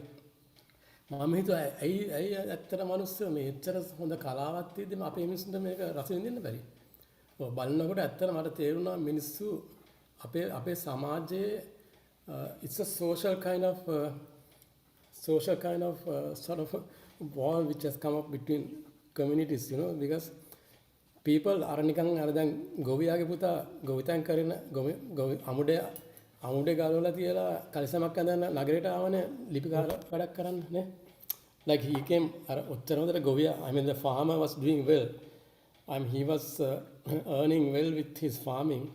හැබැයි එක කාල after some time the Govia children thought, no, this is not good enough for we must, even if you earn 300 rupees a month, we are going to leave the Amude and come to the city and start doing a clerk's job. And ඒක තමයි ඒ වගේ දෙයක් තමයි music වලට දලා තියෙන්නේ. අයිත තමයි අපේ සමාජයේ our society there are a lot of like false opinions which have sunk into the psyche of our society. Not it has happened through many generations of many things. The way we lived for the last maybe 1,000 years, it has happened, you know. So what has happened is අපි පොඩි කාලේ ඉගෙන ගන්නවා කියලා කිව්වේ ඇත්තට ඉන්ජිනේර් කෙනෙක් වුණත්, ડોක්ටර් කෙනෙක් වුණත්, අකවුන්ටන්ට් කෙනෙක් වුණත් තමයි ඉගෙන ගන්නවා කියලා කියන්නේ. අපේ ගම ළඟ දැන් I respect all my friends who are doctors, who are engineers, who are accountants and many other professions. But හැබැයි මම කඩුවල ගමේ ගිහිල්ලා කාටට කිව්වොත් මේ කෙතට ගිහිල්ලා කිව්වොත් මම දැන් මේ සංගීතය මගේ වෙද මාතෙක් කිව්වා. ඒ මාතේ සංගීතය කරන්නේ විනෝදෙන්නේ. විනෝදෙන ඉතින් බාක්ට වුණා මම දැන් පොඩ්ඩට ඉස්සලා කිව්වා බාක්ට වුණා නම් ඕක මට වෙන්න බැරිද? බාක්ට එළෙව්වනේ අර ලුණබග් වලින්. ඇයි බාක් වගේ genius, I mean genius squared to eternity, I mean, to squared to the power 15 කියමු බාක්. ඒ මනුස්සයාව එළෙව්වා නම් ලුණබග් වලින්. හරි ලයිප්සිග් වල he had to ලයිප්සිග් වලට ඇවිදින්න උනා අන්තිමට බාක්ට. ඇයි ඉම්ප්‍රෙස් කරනවා වැඩි කියලා මෙයා හරි නෑ. He is not good to be in. එතකොට අහන්න පුළුවන් if someone asks him, so Bach, where did your music took you? Take you? You had to walk from Lüneburg to Leipzig, 300 kilometers came. It was more than that, I think. I'm not sure it's Lüneburg, but he had to walk from some place to Leipzig, I know that. 300 kilometers he had to walk. I think it's actually, the artist can think, artist can take this stand actually. The artist can be sorry for the society. I mean අර නිකන් තාරාවට රත්තරන් දැම්මම තාරාවට රත්තරන් ගන්න බැරුව තාරාව දුක් වෙනවා, දාපු මිනිහා දුක් වෙනවා, තාරාව දුක් වෙන්නේ නැහැ. තාරාව මේ රත්තරන් දැම්මම තාරාව දන්නේ රත්තරන් දැම්මා කියලා නේ. I mean ඒ වගේ තමයි දැන් මේ සමාජයට බෑ එක ගන්න. එච්චර හොඳ දෙයක් තිබිලා මෙතන. මේ these gems of අපේ මේ රටේ ඉන්න දක්ෂ අය කොච්චර ඉන්න පිටරට කොච්චර ඉන්නවද අපේ ප්‍රොෆෙෂනල්ස්ලා? ඔක්කොම දක්ෂ මිනිස්සු billion. I mean they are utterly brilliant people around the world, our professionals. Doctors, engineers, you know it, no? මගේ ස්ටුඩන්ට්ස් ලාම ඉන්නවා නියුක්ලියර් සයන්ටිස්ට්. මගේ ස්ටුඩන්ට්ස් ඉංග්ලන්ඩ් වලම ඉන්නවා. හරි. ඒතර ඇමරිකන් ආර්මි එකේ টপ ඔෆිසර්ස්ලා ඉන්නවා. ඇයි මේ මිනිස්සු ඔක්කොම මේ රට දාලා යන්නේ? ඇයි? ඒ කියන්නේ මේ රටේ මොකක්ද ලෙඩක් තියෙනවා. මම අපරාධ කරා රාවණ ස්ට්‍රීම් කියලා. ඒ කියන්නේ රාවණ රජුර එනවා වෙන පැරලල් යුනිවර්ස් එකක ඉඳලා. Can if you know about recent developments in physics product කියවොත් මේ parallel universes වෙන parallel universes එකක රාවණ ඉඳලා රාවණ රජු ලංකාවට නයි විභීෂණ මෙතන යකා නටනවා කියලා මේ රටේ විභීෂණ පාරවල් හදනවලු දාගෙන අරවා බුල්ඩෝසර් දාගෙන පාරවල් හදනවා වැව් පෙරලනවා ඊට පස්සේ පාරවල් හදලා ගම් යට වෙනවා. ඒ පාර හදලා එනකොට කාණු කපලා නැහැ පාරට. ඉතින් ඕවා කරන්න ගිහලා රාවණ රජුන්ට පණිවිඩයක් කරන වෙන යුනිවර්ස් එකක පැරලල් යුනිවර්ස් එකක ඉන්නවා. එයා එනකොට ඇවිල්ලා ලෑන්ඩ් කරන වාරියපොළ. වාරියපොළ කියන්නේ එයාපෝට් එක. වා කියන්නේ වාතය, රිය කියන්නේ වාහනේ, vehicle, පෝට් කියන්නේ දන්නවනේ පෝට් එක නේ ගුවන් තොටුපළ. ඉතින් වාරියපොළ ලෑන්ඩ් කරනවා. ලෑන්ඩ් කරලා රාවණ රජු ඇවිල්ලා බලන අහන මොකද්ද ප්‍රශ්නේ මේ ජනතාව මොකද්ද මගේ ජනතාව මොකද්ද මේ ප්‍රශ්නේ මේ නෑ මේ විභීෂණ නොකිය කියන විභීෂණ යකානට නගර විභීෂණ පාරවල් හදන හැමතැනම දාගෙන බුල්ඩෝසර් දාගෙන සල්ලි කොහෙන්ද ඉල්ලගෙන පාරවල් හදලා අන්තිමට දැන් ගම් යට යනවා. ඉතින් ගම් යට යනවා ඊට පස්සේ ගම් මේක තව ප්‍රශ්නයක් දැන්. ඉතින් මේ ඔක්කොම සෝෂල් ප්‍රොබ්ලම් එකක් මේක. ඒ කියන්නේ මේ මෙච්චර හොඳ ආටිස්ට්ලා සයන්ටිස්ට්ලා හොඳ ප්‍රශ්නයක් ප්‍රසන්න එක. You asked a fantastic question because this was the topic of my opera called Ravana's Dream. It was called Ravana's Dream, done by licensed children, 600 of them. One is actually listening, Sakuntha. Dr. Sakuntha, he was Ravana. Sakuntha, actually, I would like to see you, like to introduce you as Ravana, who acted as Ravana. I think ඒකේ රංගපෑව රවිබන්දුත් ඇත්තට. රවිබන්දුර ඉංග්‍රීසියෙන් කතා කරලා west නැට්වර්ක් ඒකේ. that very Sunil Perera හිටියා ඒකේ. With the children of Lyceum, 600 strong choir from Lyceum. I must thank Mr. and Mrs. Gero for sponsoring that event, and Mrs. Gero did a great job sponsoring that, and Kumari Gero, and actually, so Prasanna, that's a $1 million question. It's very valuable because that's a social problem which we have faced with Prasanna, which has brought down, I think, this country. Again, I am not. Mama compete කරන්න හදන නෙමෙයි Israel එක්ක. I think we are better than Israel if we will be better than Israel if we want to be. අපිට brain power එක තියෙනවා.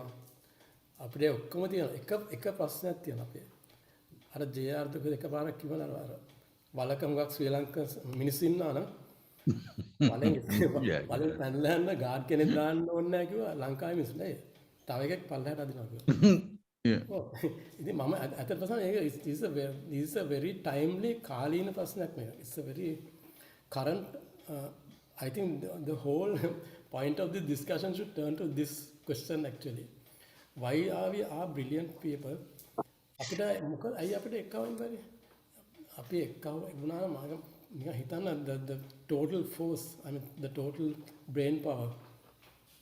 අපි ගිහිල්ලා ඉතින් අමරිකාව හැදෙන්නේ ඒකනේ the new world came into me. ඒකෝගේ ඒ මිනිස්සුන්ගේ රට ඒ මිනිස්සුන්ට තැනක් දුන්නේ නැහැ. දැන් මගේ යාළුවා අනුල් පෙරේරා දැන් now is the dean of professor emeritus at Morato University chemistry, right? My classmate Anul, my best friend when we were kids, I was sorry he's not, I couldn't inform him today. So I mean, he used to tell me those days, Harsha, I have discussed so many rubber types, rubber chemically, kinds of rubber. But Harsha, I mean, it's useless. Kissing with an have Anul Perera, America, and Mokadan, Emosa, billionaire can give one look at Prodanacula. It's unnegada may rate. Now, Api Mama grade 6 in the Api school, Anand again, not Api computers design. It was.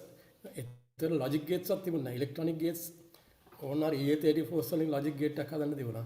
Have I bulb selling logic gates on Rikara? Have Mama grade 6 hit Mama grade 7 in America Diana? Somehow not Google had the Lama didn't know partner computers that could send Hilla survey had Google had and winter.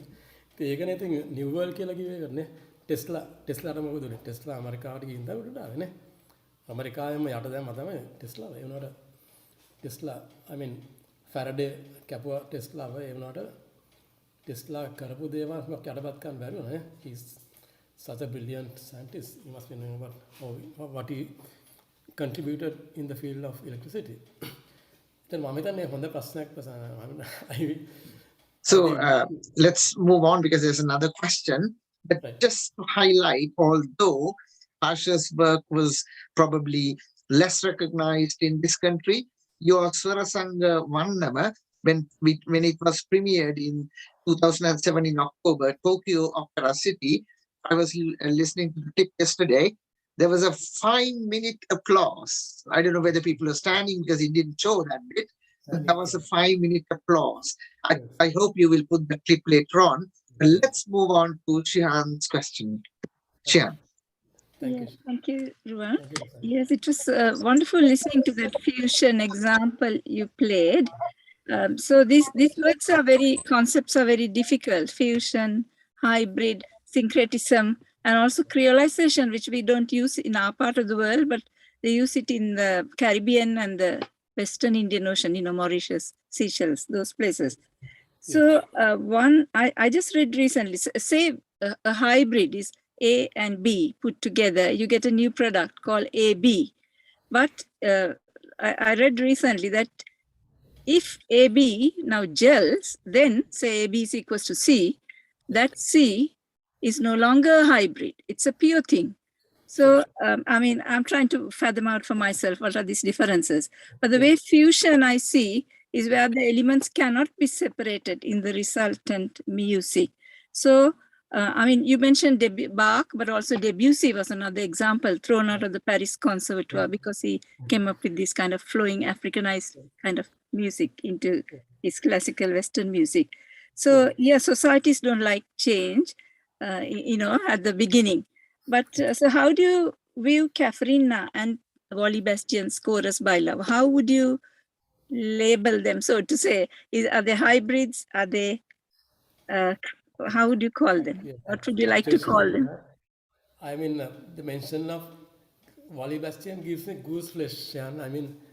I mean, like Bach, like if you talk about Beethoven, it will give me goose flesh. You know, if you talk about Wally Bastian, also it will give me goose flesh. I mean, what an artist. You know? I mean, he's the one who did that.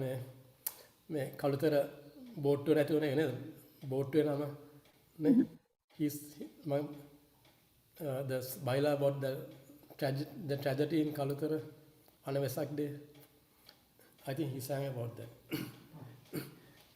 Wally Bastian. Anyway, what I'm trying to say is, yes, sorry, Shehan, I missed the question. I mean, I went a bit out of track. What did you say the question? Yeah, because the different people think, I mean, I forgot to mention syncretism. Some people say syncretism is to do with religion. So, I mean, these words are like synonyms, if you like, but also they are not. Sometimes they are used like, there's more words, miscegenation, mysticization. If whether you speak Dutch or whether you speak Portuguese or French, you know, different words, métissage, you know, all those are mixtures. So you're saying fusion. Okay, so all these are kinds of mixtures. But hybrid, I mean, their origins come from their etymology, and origins go to different places. Hybrids are like botany, as you said, you know, take two plants, you know, red and white, and you get a pink flower. But also like in chemistry, not chemistry, I mean, if you take oil and water, if you mix it up, you get what we in chemistry we call a colloidal solution. Colloid, isn't it? You get oil and water, you can, up to a certain amount, you can sort of mix it up, isn't it? In chemistry, you get that.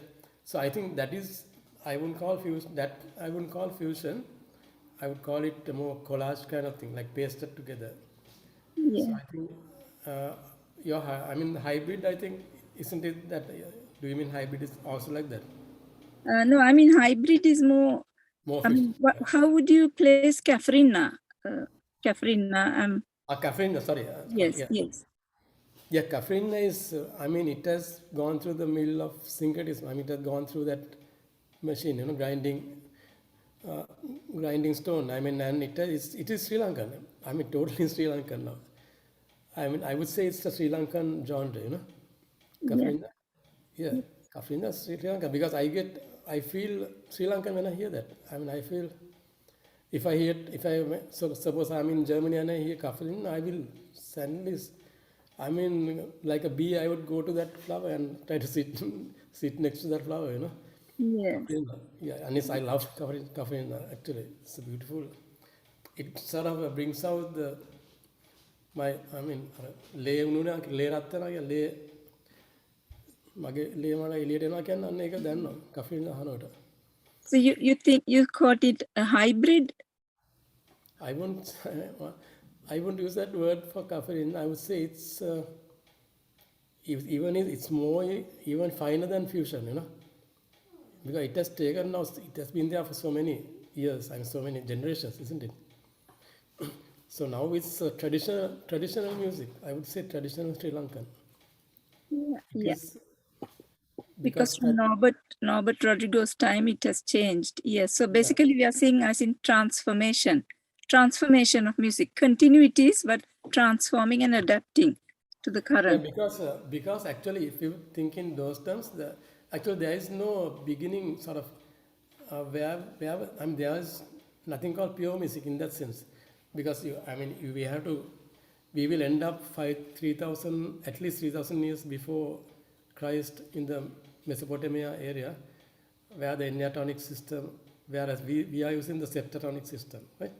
At that time, due to the harp, you know, the harp which had 9 strings, in the middle there was a string and 4 on either side. So they are still using those 9 enatonic systems, which is why their music is so beautiful. I mean, it's very subjective and beautiful.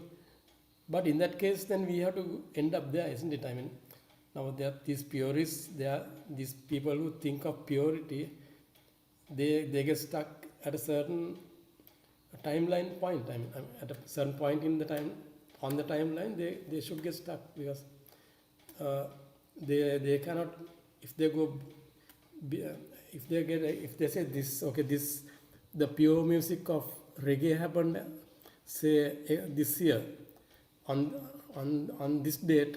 Suppose they say reggae happened on this date, then they might take reggae as a pure genre. But when you go there, we will find that reggae had other genres before them. So many other genres in the Caribbean influenced reggae, you know. So when we go to those genres, we find there are others. You know? So it goes on and on and on and on. So actually to speak, there was nothing called pure, except them some kind of genres remained, or they prevailed for a certain time, a certain amount of time. At that time, we call them traditional genres, you know? And then after that, it changes into something else. You know? So this is the truth. You know, this is what actually happens. But some people forget that. Now, if you say Indian music is pure, you can't say that. In the year 1300, Amir Krush bought the style called Indian. He created the Indian style, I mean, North Indian style. He brought it from Iran. And so before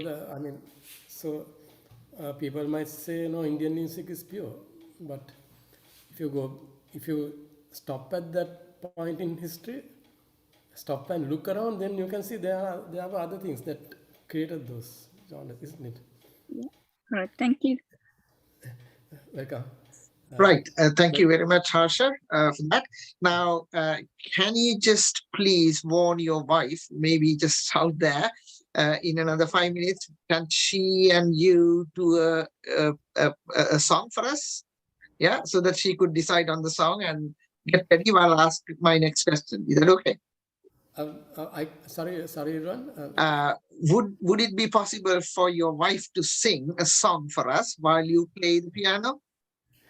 Actually, Ron, the sound is not so correct. But can I play a small clip of her singing from the?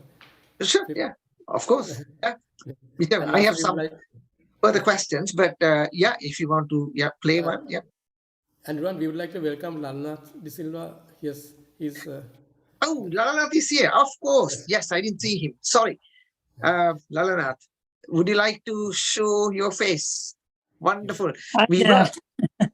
Thank you very much. I'm sorry to join late, but I'm actually about to leave for New York, but I thought I had to show my face at least and say hello to all of you, and in particular to Harsha and his wife. So I'm going to mute my video, but I'll be online as long as I can. All right. Wonderful. We were about to have a discussion about your gifts to this arena, but let's move on. Yeah. Thank you so much, Lalana. Sure. Harsha, what do you want to do now? Do you want to play that clip or talk about Lalanath's, you and Lalanath's contributions? Harsha, we'll play the clip and then. Yes. Yeah, we'll move on. In WhatsApp. Yes, I will. Give me a few seconds. I will go to WhatsApp and. Sure. It on. Yes. There to share it. Right. So while you get ready, I just want to repeat what I said before Lalanath joined in. I think Professor Sri Lankan Symphony Orchestra of Sri Lanka. I can't remember when it started, I think in the 50s. And from 1960, for the next 40 years, so 70, 80, 90, 2000, until 2000, Professor Earl de Fonseca was the conductor. And then after his retirement, Lalanath took over as the conductor. And subsequently, a few other people were there. And Harsha was telling me that he had lots of liaisons with Lalanath. And actually yesterday, while preparing for this program, yesterday I was looking at what Lalana's contribution, and apparently you have done lots of fusion music, and there was a wonderful clip which I haven't heard, but it's about Sigiriya, I think, yeah, it was a fusion between Western music and Gakambara and various other percussion instruments in Sri Lanka, which we probably hear in a minute. Harsha, I'm over to you.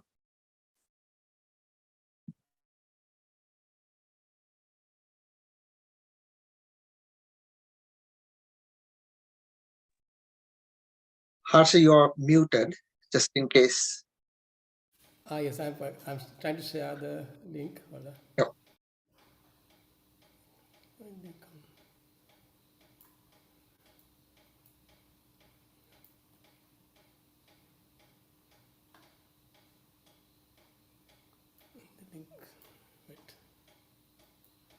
But I will try to play it from WhatsApp then.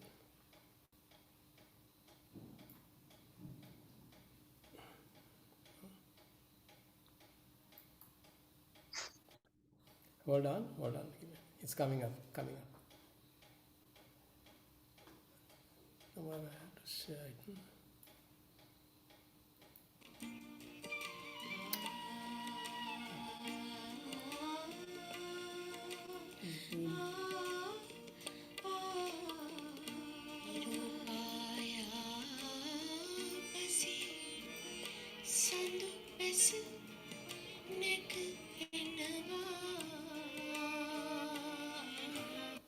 Can you see the video? Yes.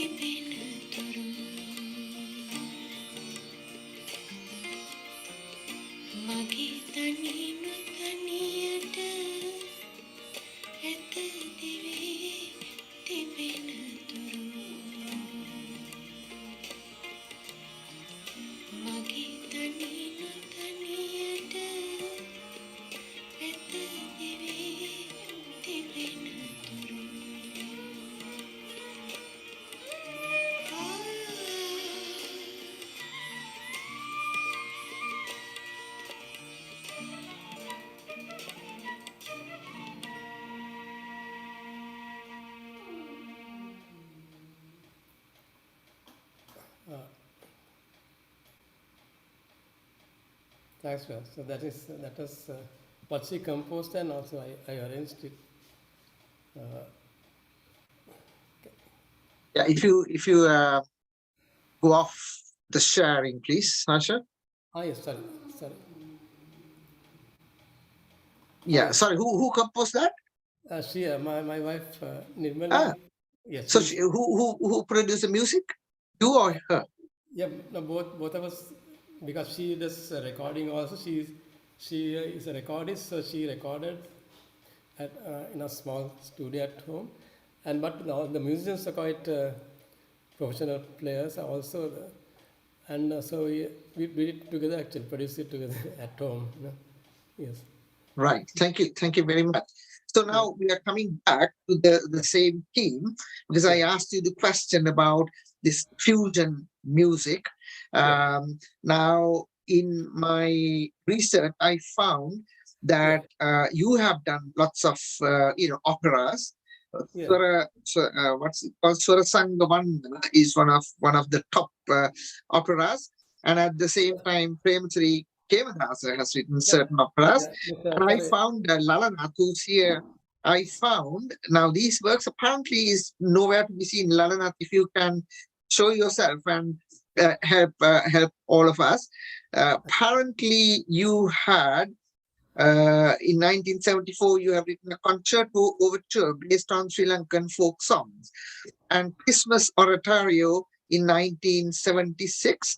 And libretto by Frank Mercelin Bagodi, and it was using tom-toms and gatabera. And then you wrote Sigiri Symphony No. 2 in 1978. Now, in the website, it says none of the music is available now or missing. So between the two of us, could you tell us this story about this fusion music and opera, how Sri Lanka got the opera into the Sri Lankan arena? Anna, mute. Yeah, can you hear me? Yes, very much. Okay, great. So it's a long story. Actually, a lot of that music is available in both in notation form as well as on YouTube. But here's what I really want to say. Sri Lanka has been a bit of a melting pot over the years, right? We had connections with the Romans. It's recorded that the Sri Lankan ambassadors were standing when the British, who were then called the barbarians, were being paraded in front of Caesar. there we have been on the Silk Route, the Sea Silk Route, and we have had trade with China. We've had trade with the Arabians, and so the new excavations around Sigiriya are showing coins from that period, from China and as well as from Arabia and the Western world. So the winds of different cultures have been blowing through the country for many years. And of course, the influence of India for a long time. And then in more recent periods, the Portuguese, the Dutch, the British. And now, of course, because of the internet, we have, all kinds of other influences, including from a musical point of view, jazz and classical music and hip hop and what have you, right? You even have Sinhalese hip hop now.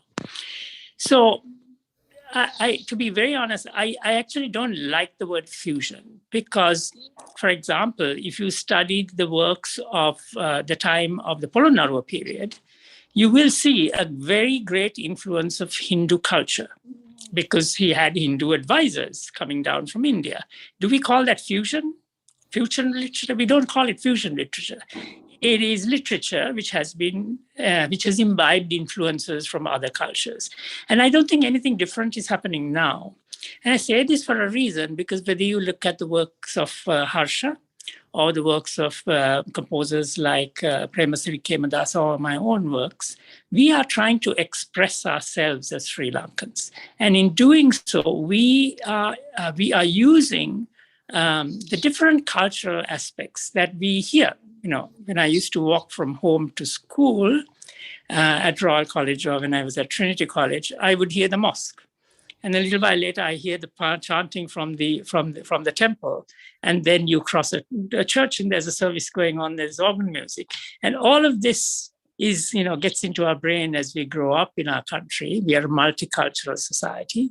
And therefore, we imbibe all of this. And we, I think, are entitled to use all of that richness of the cultures in expressing ourselves. So when Harsha uses jazz in his compositions as well as folk music, I don't like to call it fusion, he's expressing himself with the traditions that he has been exposed to in our country. And analyzing his music should be really from the point of view of looking at what those influences were and maybe identifying them and making them explicit. So that's kind of the way I tend to look at these things.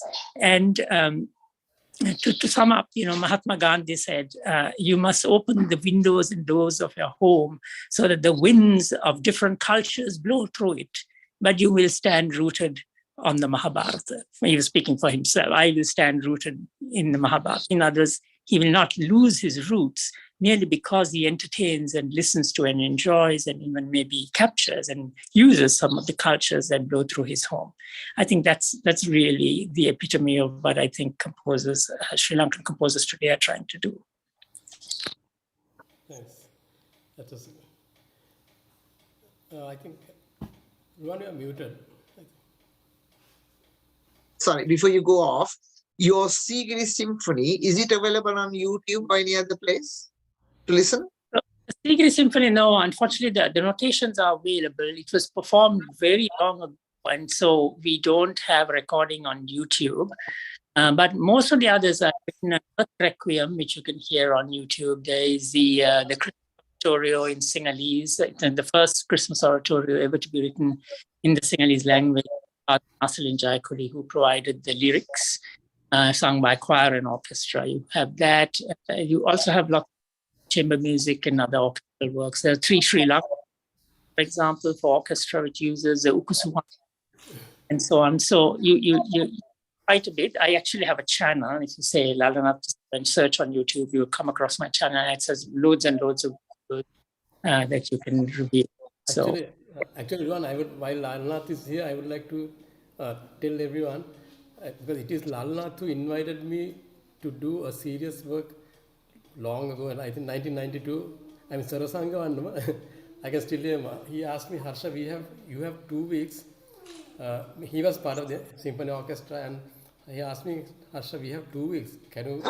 You think you can write this down in 2 weeks? I said, yes, of course. I would never get a chance like this again. So I thought, no, I'm going to take it. No? And in 2 weeks, I wrote it down, and Lalanath liked it. So after that, he presented it to the orchestra, and doctor and the committee liked it. So Sarasangavannama had its opportunity due to that. So I really thank Lalnath for that. And also I think that others also should get opportunities like this, and people should take the example of Lalnath and invite younger people into, I mean, it need not be music, it can be many things, you know. Opportunities must be, the senior people should go talent scouting for other people, you know. And so I think I thank Lalnath very much for that opportunity, because that Lalnath, I will invite you to talk to us on a different day. But let's ask probably both of you. Now, I know that the music in the Western notation can be written, but when you're using two different genres, you know, like we saw your Gajagavanva and Ravi Bandhu and Varakagoda is playing the Tamattam and the Katamere. How do you put that into notation, or you just do it improvisation? Well, Lalnath would like to answer. I know you know the answer too. Sure. So, Western notation has advanced to a level now which can literally capture nuances and rhythms of very complex nuances and rhythms, as well as melody and harmony and so on and so forth. Oriental harmony, notation, on the other hand, is still fairly rudimentary, I would say, but still, is improving on a day-to-day basis.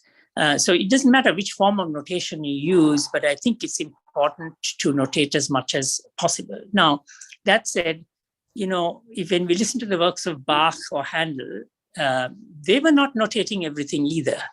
They were notating only the broad lines, because the tradition of the time was to improvise on the notation that you saw in front of you. So if you had a melody, the more you could embellish it in a culturally appropriate and a context-appropriate way. During the time of the Baroque, the Renaissance, and even the Middle Ages, improvisation was a huge part of the way you interpreted music, and not everything was written down.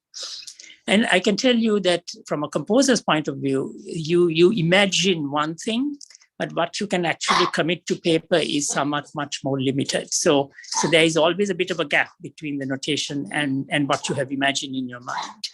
So that said, I think what is, when you come to the Gatabera and so on, there is an improvisatory element involved, no doubt. And some of that can be notated, and Harsha has notated some of that. But others have to be left to cultural traditions to, read into that. So when you actually, in many years' time, when we are all gone and next 5 generations from now looks at this music, they will probably research. They have to do a bit of research there. What did Harsha or Lalnath or any of us mean by saying improvise here? It meant that we would improvise it in the culture of the time, in the tradition, the drum traditions of that time. And a well-researched recreation of that work would therefore be able to capture that. Just as much as we are researching the Renaissance and discovering, my goodness, the works of Thomas Tallis or William Byrd of the time of the Elizabethan period was not really played as you see the notation, but you had to read in a lot of things, and we are beginning to understand that better and better with the research. So also, I think with music. Well, I want to end by saying this little statement by saying very little of Sri Lankan composers' music has been documented in notation. If you look at Premasiri Kemadasa, he notated quite a bit of it, but there's a large amount even of his operas which are actually not notated. This is really a serious drawback for the popularization and for Sri Lankan music to be enjoyed and recreated in other parts of the world. Because unless you have notation, it is really, really difficult to try to listen to a tape or a YouTube video and try to recreate an opera of 3 hours. You can't do that. You need to have the notation. So I encourage, every time I speak, I encourage composers and everybody to encourage composers in the country to document and notate their music so that it is available then for posterity. Thanks. That was really great.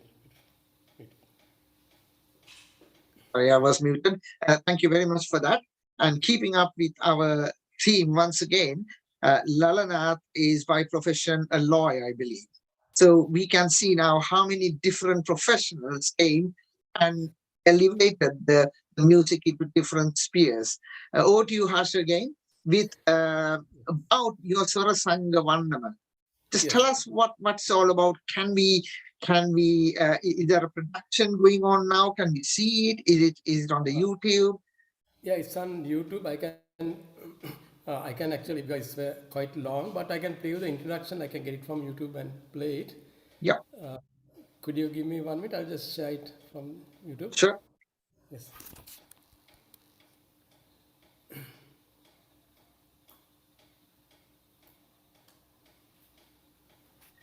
At this point, if there's any questions, please feel free to show up your hand or just put on your video. I'll give you a chance to ask the questions. We will try and finish. I'd like to ask a question from Lalana. Sure. Lalana. Go on. Lakshmi. Yeah, Lalana, it's very interesting what you said about the Western music. They have now able to improvise a lot better than our traditional oriental music. Actually, I don't know much about this drumming. So, do you mean in terms of drumming or the melodious, other parts, other music? Do you speak of the drumming that we have to improve and that we cannot improve? I was referring in particular to the drumming, but need not be confined to the drumming. I was referring to, of course, the Harsha's in the Swarasanga Vandama, which he's about to play to us. There are drums, Sri Lankan traditional drums being used, katabera and so on, tammatang. And in that, there is a certain improvisatory element. And that's what I was referring to. But you could, you could also, this also includes melodic improvisation. Because, if you listen to Horanava, the local oboe, playing the Gajaga Vandama in Kandy on the streets, even in the Perahara, you have each troupe that goes is playing it in a slightly different way. The melody, and they are improvising on it in a slightly different way, and so there is melodic variation too, which is important. So regarding melodic variation now, in any keyboard or anything, you have only 12 notes, isn't it? Actually, you have more than 12 notes. You have the 12 notes, which are the half tones. Yes. You have quarter notes. You can have quarter tones. Actually, in Oriental and in ethnic music, you have a lot of notes between the 12. There are an instrument with half tone, more than half tones, like quarter more tone. than a half tone, less than a half tone. So you could have a quarter tone, for example. So you have an instrument which you can play quarter tones? Yeah, most of the Oriental instrument, whether it be a sitar or an oboe or even a flute, you will see they're bending the sound. They're bending a note. They're not playing. They play the note and then they would bend it and then maybe connect it with the next note. In Western music, you might call that a kind of glissando or orchestration. And those there the pitch is actually going through more than the 12 notes of the scale that we know, the tempered clay scale that we know. That is something new. Because I thought now in Bhatkandi type of music, raga music, you have about 2,000 ragas and you can create so many melodies, isn't it? So that's correct. Yes, there's a vast number of ragas, each one with its own ascending and descending, notes. But also its own rules of ornamentation. Yes, and a person, if you have heard to a person like Mehdi Hassan, he can sing 5 notes for half an hour, improvising. He's a ghazal music singer. If you listen to Mehdi Hassan, one sentence can go for half an hour. So that type of variation is possible. Indeed, that is true. So colleagues, I have to run to catch my train to New York, but it is great being with all of you, and all the best to all of you, and also, of course, to Harsha. And please, this Swara Sangavana, which he's about to play, is a very unique piece of music. Thank you very much. Have a safe journey. A safe journey. Thank you. I'm aware that there are a few questions, but let's finish off your Sarasanga Varnama introduction. Harsha, over to you. Please make sure that you click those two tick boxes to get the correct sound. Yeah. When you share. Actually, because it's very long, I will play only the beginning and maybe somewhere near the coda ending, right? Okay, it's quite long. It's 23 minutes.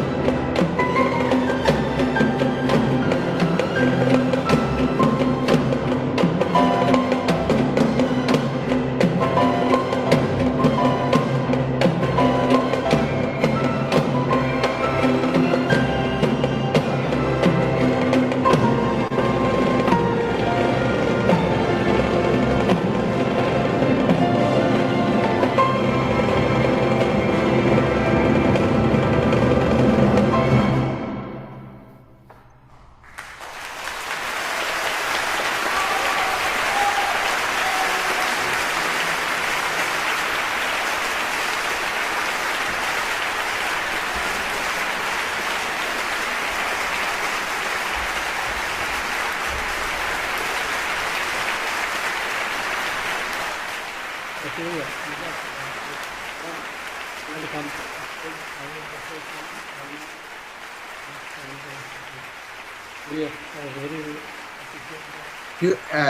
can't hear you.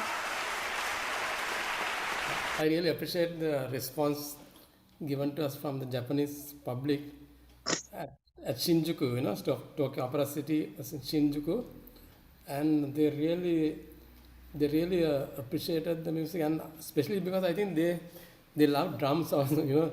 In the solo I wrote it. It's an improvising section, which the composer can change it anytime.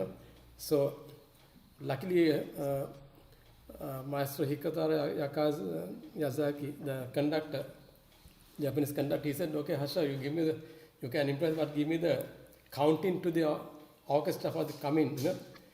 So, but if I lost the counting, Disaster. Disaster for us, and we would not, I don't think it was worth coming back to Sri Lanka after that. I mean, it's like losing a World Cup. World Cup event. Because but I counted. I got that adrenaline was flowing so much that it took me 21 days to get off that adrenaline feed.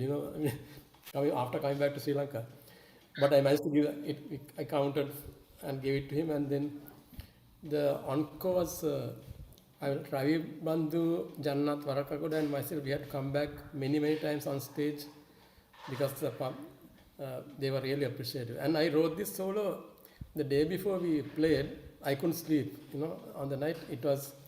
We were staying at the Keio Plaza in Shinjuku, Tokyo, and I couldn't sleep, and I wrote this drum piano and solo. I changed the improvisation section. I changed, and I told Raiband and Jannat, okay, we are going to do this because I heard fantastic drum music of the Japanese people. They love drums, so like taiko drums. So I said that we will do this. Where we can improvise, we will do this and give the lead back to the conductor. And it went off well, and so that was the result. So that was marvelous, Harsha. That well done, very well done. But as we started, you were worried about we have to stop it at 1 hour, but now see 2.5 hours or even more. So let's take 2 questions. There are 2 hands up, and then we'll conclude it. So Pavan, if you can show your face, please. Pavan, Dr. Pavan Ratnatunga, another scientist. Yes. Unmuting myself. Okay. I was wondering whether computers are now used to even play music. Yes. Whether computers are now in a stage that it could listen to music and then document it by separating out the instruments and making the initial pass of documenting which has not been done documented. So that maybe the artist can then correct what has been done and then have a better way, easier way of documenting music.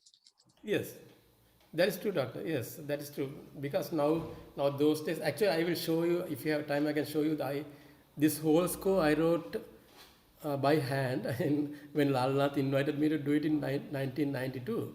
At that time we couldn't notate by computer, but now we use, as professional composers, we use, most of us use Sibelius or Finale. Sibelius is the known, the state-of-the-art software we use to notate this.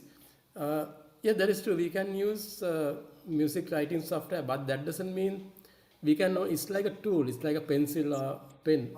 Like in Beethoven's time, there were not even the fountain pens didn't work properly. And if you write something in Beethoven was born in 1770, so by the time Beethoven was 20, say by 1800, still he couldn't. They had to suffer so much to write down, notate music. They had to suffer to write because it was blotting. Even when you were kids, you can remember. We used to use blotting paper, to wipe off the ink and so on. So these are just tools. It's like the SLR coming after the box camera. The SLR camera came and people said, "Oh, you can take any amount of photographs." There's nothing But now we don't think like that. We think it was SLR camera came longer, but before that they were box cameras. So these are only just one thing is when the scope with all these aids, for whatever we do, what happens is the scope doubles, trebles, and quadruples. Actually, the scope. I mean the creator has to. He has been given so many more tools and facilities that he has to create many more times better things, or he has to handle all those creations. Otherwise, technology, I mean, he becomes a slave to technology. But he should make technology his slave, actually, So that depends on the composer who is using this technology. He has to be able to use it to the maximum and use that for his unlimited creativity. I think that will be there. I think even if the next, with artificial intelligence coming in, all these things might become upgraded, but still the creativity aspect, like the universe. I mean, we know that we cannot even know what is in the next galaxy. I mean, it as a scientist. I think I saw the discussion you had, a very interesting discussion you had the other day.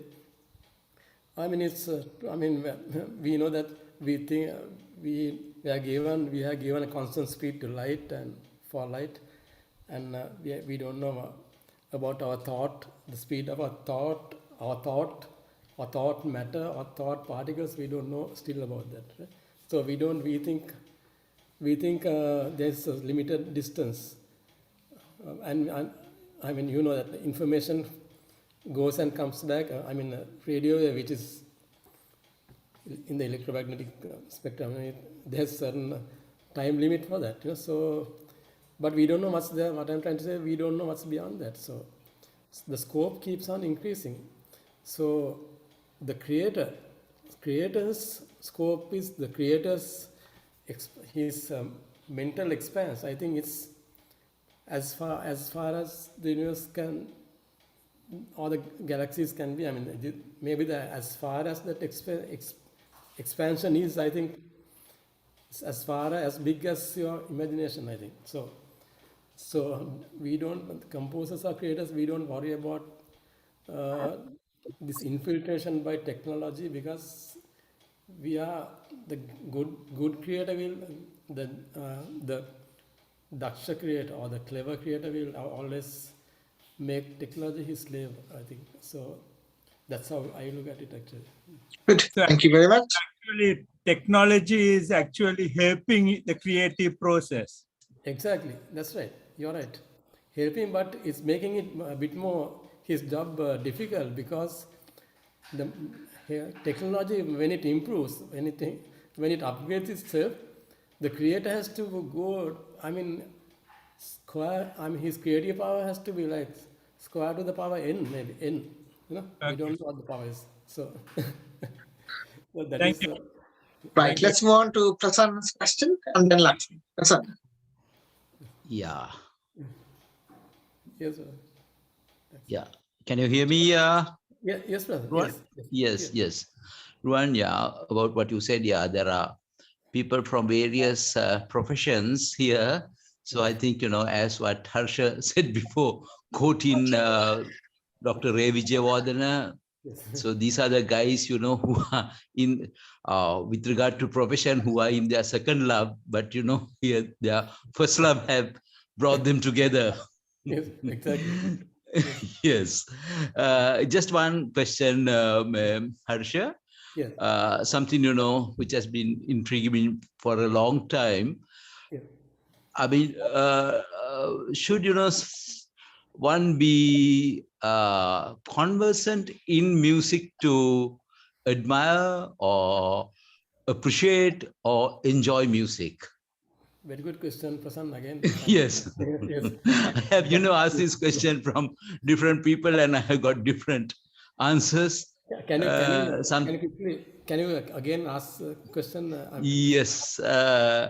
I mean, should someone know music to appreciate or admire or enjoy music? Yeah, yeah, it's like this, Prasanna. Now, if you think of it, think of music like, okay, I will ask you a question. Do you know the Japanese language? Do you know Japanese? No, I don't. No, okay, right. So if you don't know, you don't know the Japanese language, but do you agree that there are beautiful poems or like works of, I mean, beautiful poetry in Japanese, like Yeah, our, yeah. like For that matter, the Japanese films, Akira Kurosawa films, we enjoy very much. Suppose there's the visual aspect is not there. Suppose Right. like Homer, like the Odyssey from Homer, or Guttila Kavya from our neighbors, or Sri Lankan, like Salilin Sandesha. There are works in Japanese, also. But now you said you don't know Japanese. Now suppose a Japanese poet comes in front of you, standing in front of you, takes about 2 hours to recite this poem in front of you. What will your reaction be? It takes about 2 hours. Say, what will happen to you? Will you go to sleep, or will you get angry, or will you start getting a dictionary, Japanese English dictionary, and start translating? I think you will get irritated, isn't it? I mean, because it's only a yes, likely. For you, it will be a lot of sound, right? We call it Sri Lankan Dhoni Chandas. I mean, all this phonetic pairs of quantums of phonetic matter coming thrown at you, and you might get angry because you don't understand anything about this. But suppose in English someone does a beautiful poem by Shakespeare or Milton or Coleridge, one of my favorites, right? Someone recites a beautiful poem by Coleridge in front of you. Charles Dickens, a story by Charles Dickens, or Hemingway, right? Yeah. Will you have the same reaction, or will it be more agreeable to you? Yes, it would be more agreeable. Yeah. So why did this happen with the Japanese language and the English language? What was the difference? Because because you didn't understand the language, you didn't understand Japanese. True. So what we must know is that music is a language. Yeah. If we think it's a natural thing, that's the natural aspect of it is very minute. The rest of it is actually learned. We have learned music as a language. We have studied all our life. So someone who has studied it to say, study again, to have learned it to a great extent, then you enjoy it more. The lesser you have studied this, you will enjoy it only instinctively, like only the vibrations, if they are agreeable to you.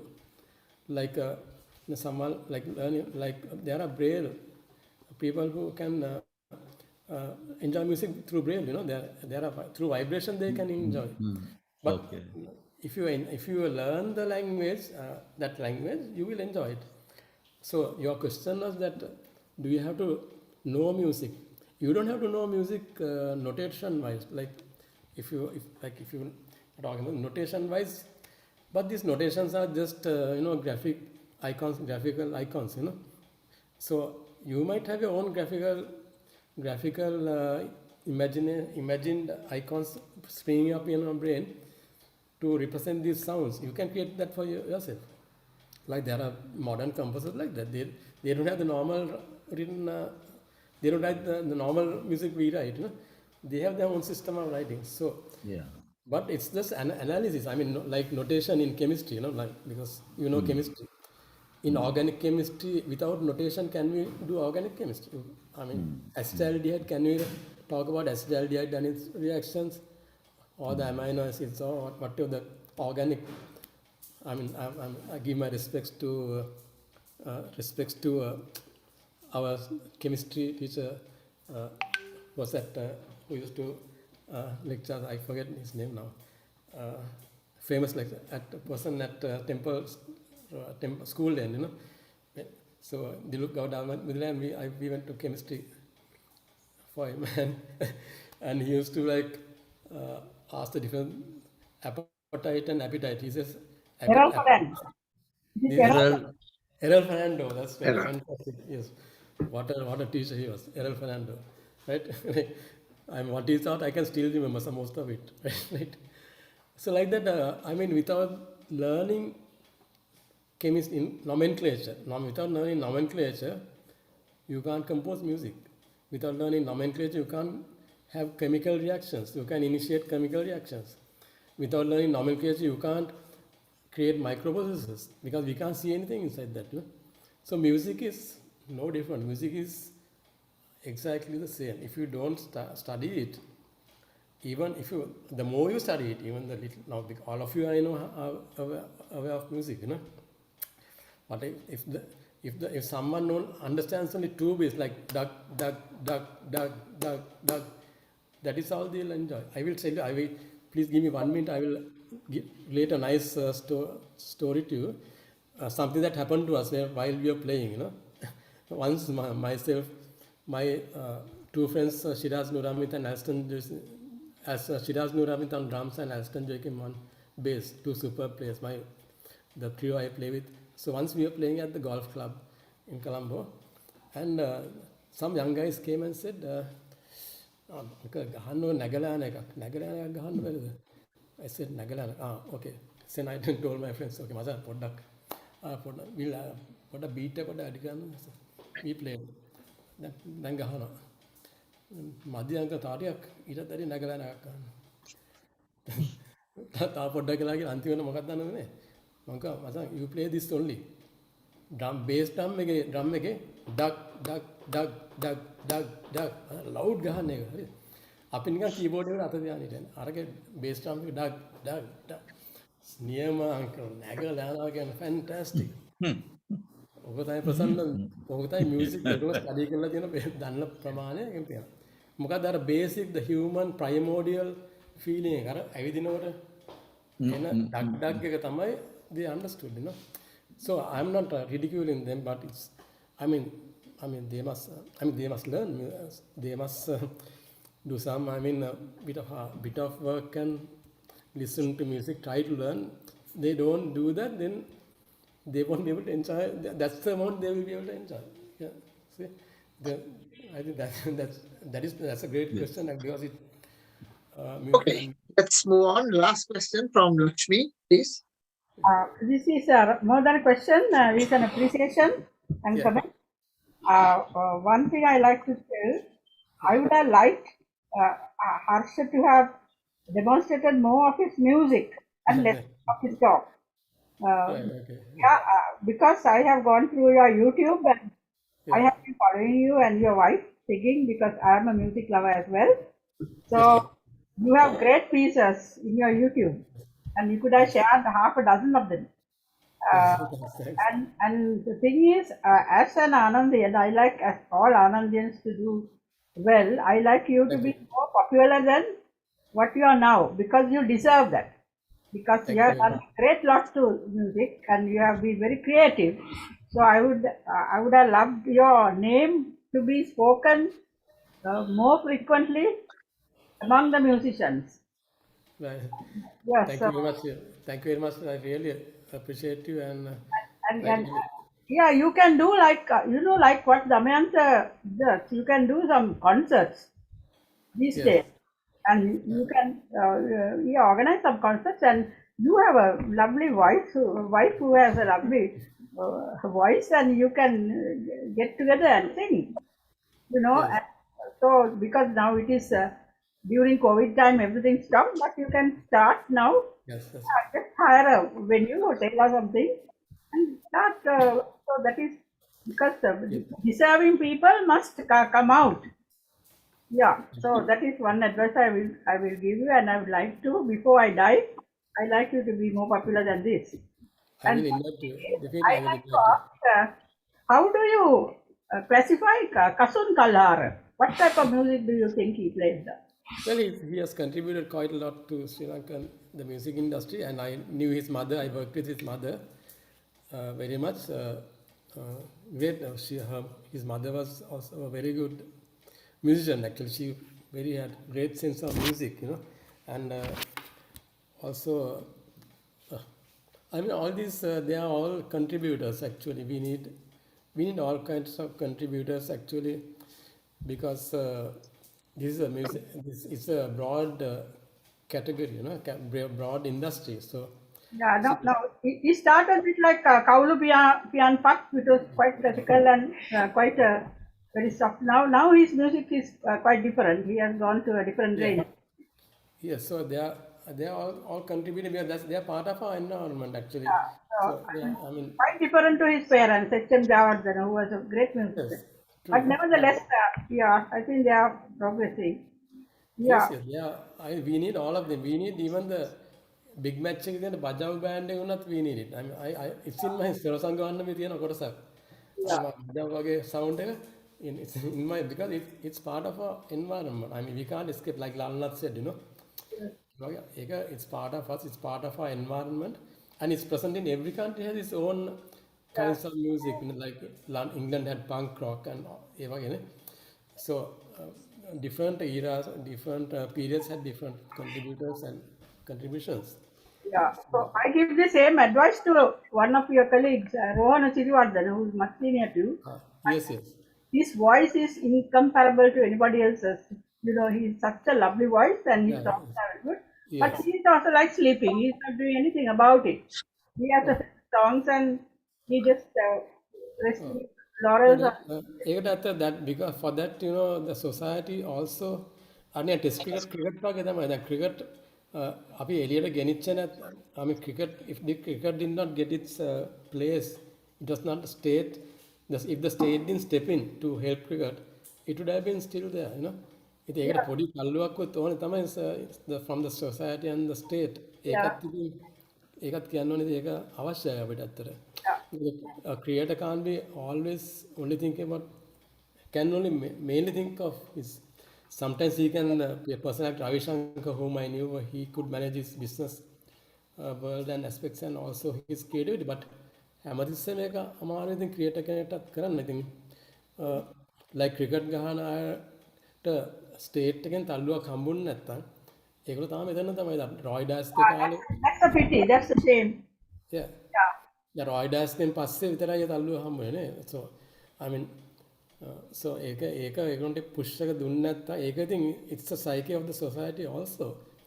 We have to, I mean, the whole mind or the can make අපේ ජන සමාජයේ තියෙන මානසිකත්වය ඒකට ලං වෙන්න ඕනේ. ඒතර තමයි අපිට ඒකට රුකුලක් ලැබෙන්නේ නැත්තේ. එතනට එන්න ඒ සමහර අපේත් වගේම තියෙන අපේ ලොකු වගේම තියෙන අපේ we have to keep on pushing. True. දැන් බලන්න රවීන් කනිෂ්ක වගේ කෙනෙක්. Raveen Kanishka is around 30 years. Now see what lens he has been popularized with that. So හැමතිස්සෙම ඉතිහාසයේ in the history also, someone like there are great composers who were popular only after they died, you know. ඉතින් ඒක හරි අමාරුයි to sort of see whether the hen or the egg came before. So you have a long time for that. So therefore, I wish you do something more with your wife. Come out more, okay? And you are Saranai. Thank you very much. Thank you, really. Thank you. So let's conclude this. Anjani, are you there? Or you're not? If you're there, could you just put on your video? Hello. Hi. We can't see you, but can you put on your video on? Yes, one if possible. minute. Just to say, she's is a very young person I know. I think she has got the Sangeeta Visharada degree. So her background is mainly from the Indian Hindustani culture. So I just wanted to ask her to have a comment on what we discussed today. Anything you want to, because you're coming from a different genre of music. Anything you want to say? Yes, I mean, I really loved hearing that one number because I felt like it felt so Sri Lankan, and also at the same time I don't know how to explain it, but then it was really nice, and I'm glad and honored to be here. Thank you very much, Sandhya. Thank you. Actually, we'll have a chat with you another day. This is the time when we have to conclude. So please, everybody, put on your videos and unmute yourself, because we are going to thank Harsha. Harsha, it was a great evening. We were planning for, well, you were planning for 1 hour. I said, if the interest is there, we'll go on for up to 3 hours even. And we have gone up to 3 hours or even more. So Harsha, thank you very much. And definitely I'm going to come and see you when I'm in Sri Lanka next time. And from all of us, thank you very much, Harsha. The usual way. Thank Thank you. you. Thank you. Thank you all. That's the end of the day. Thank you. You can see this in YouTube probably in a day's time. Thank you. Thank you everyone for great questions and also participation. Excellent questions. I really would want to expand on those things. I will definitely. I'm writing a small thesis, like a book for students.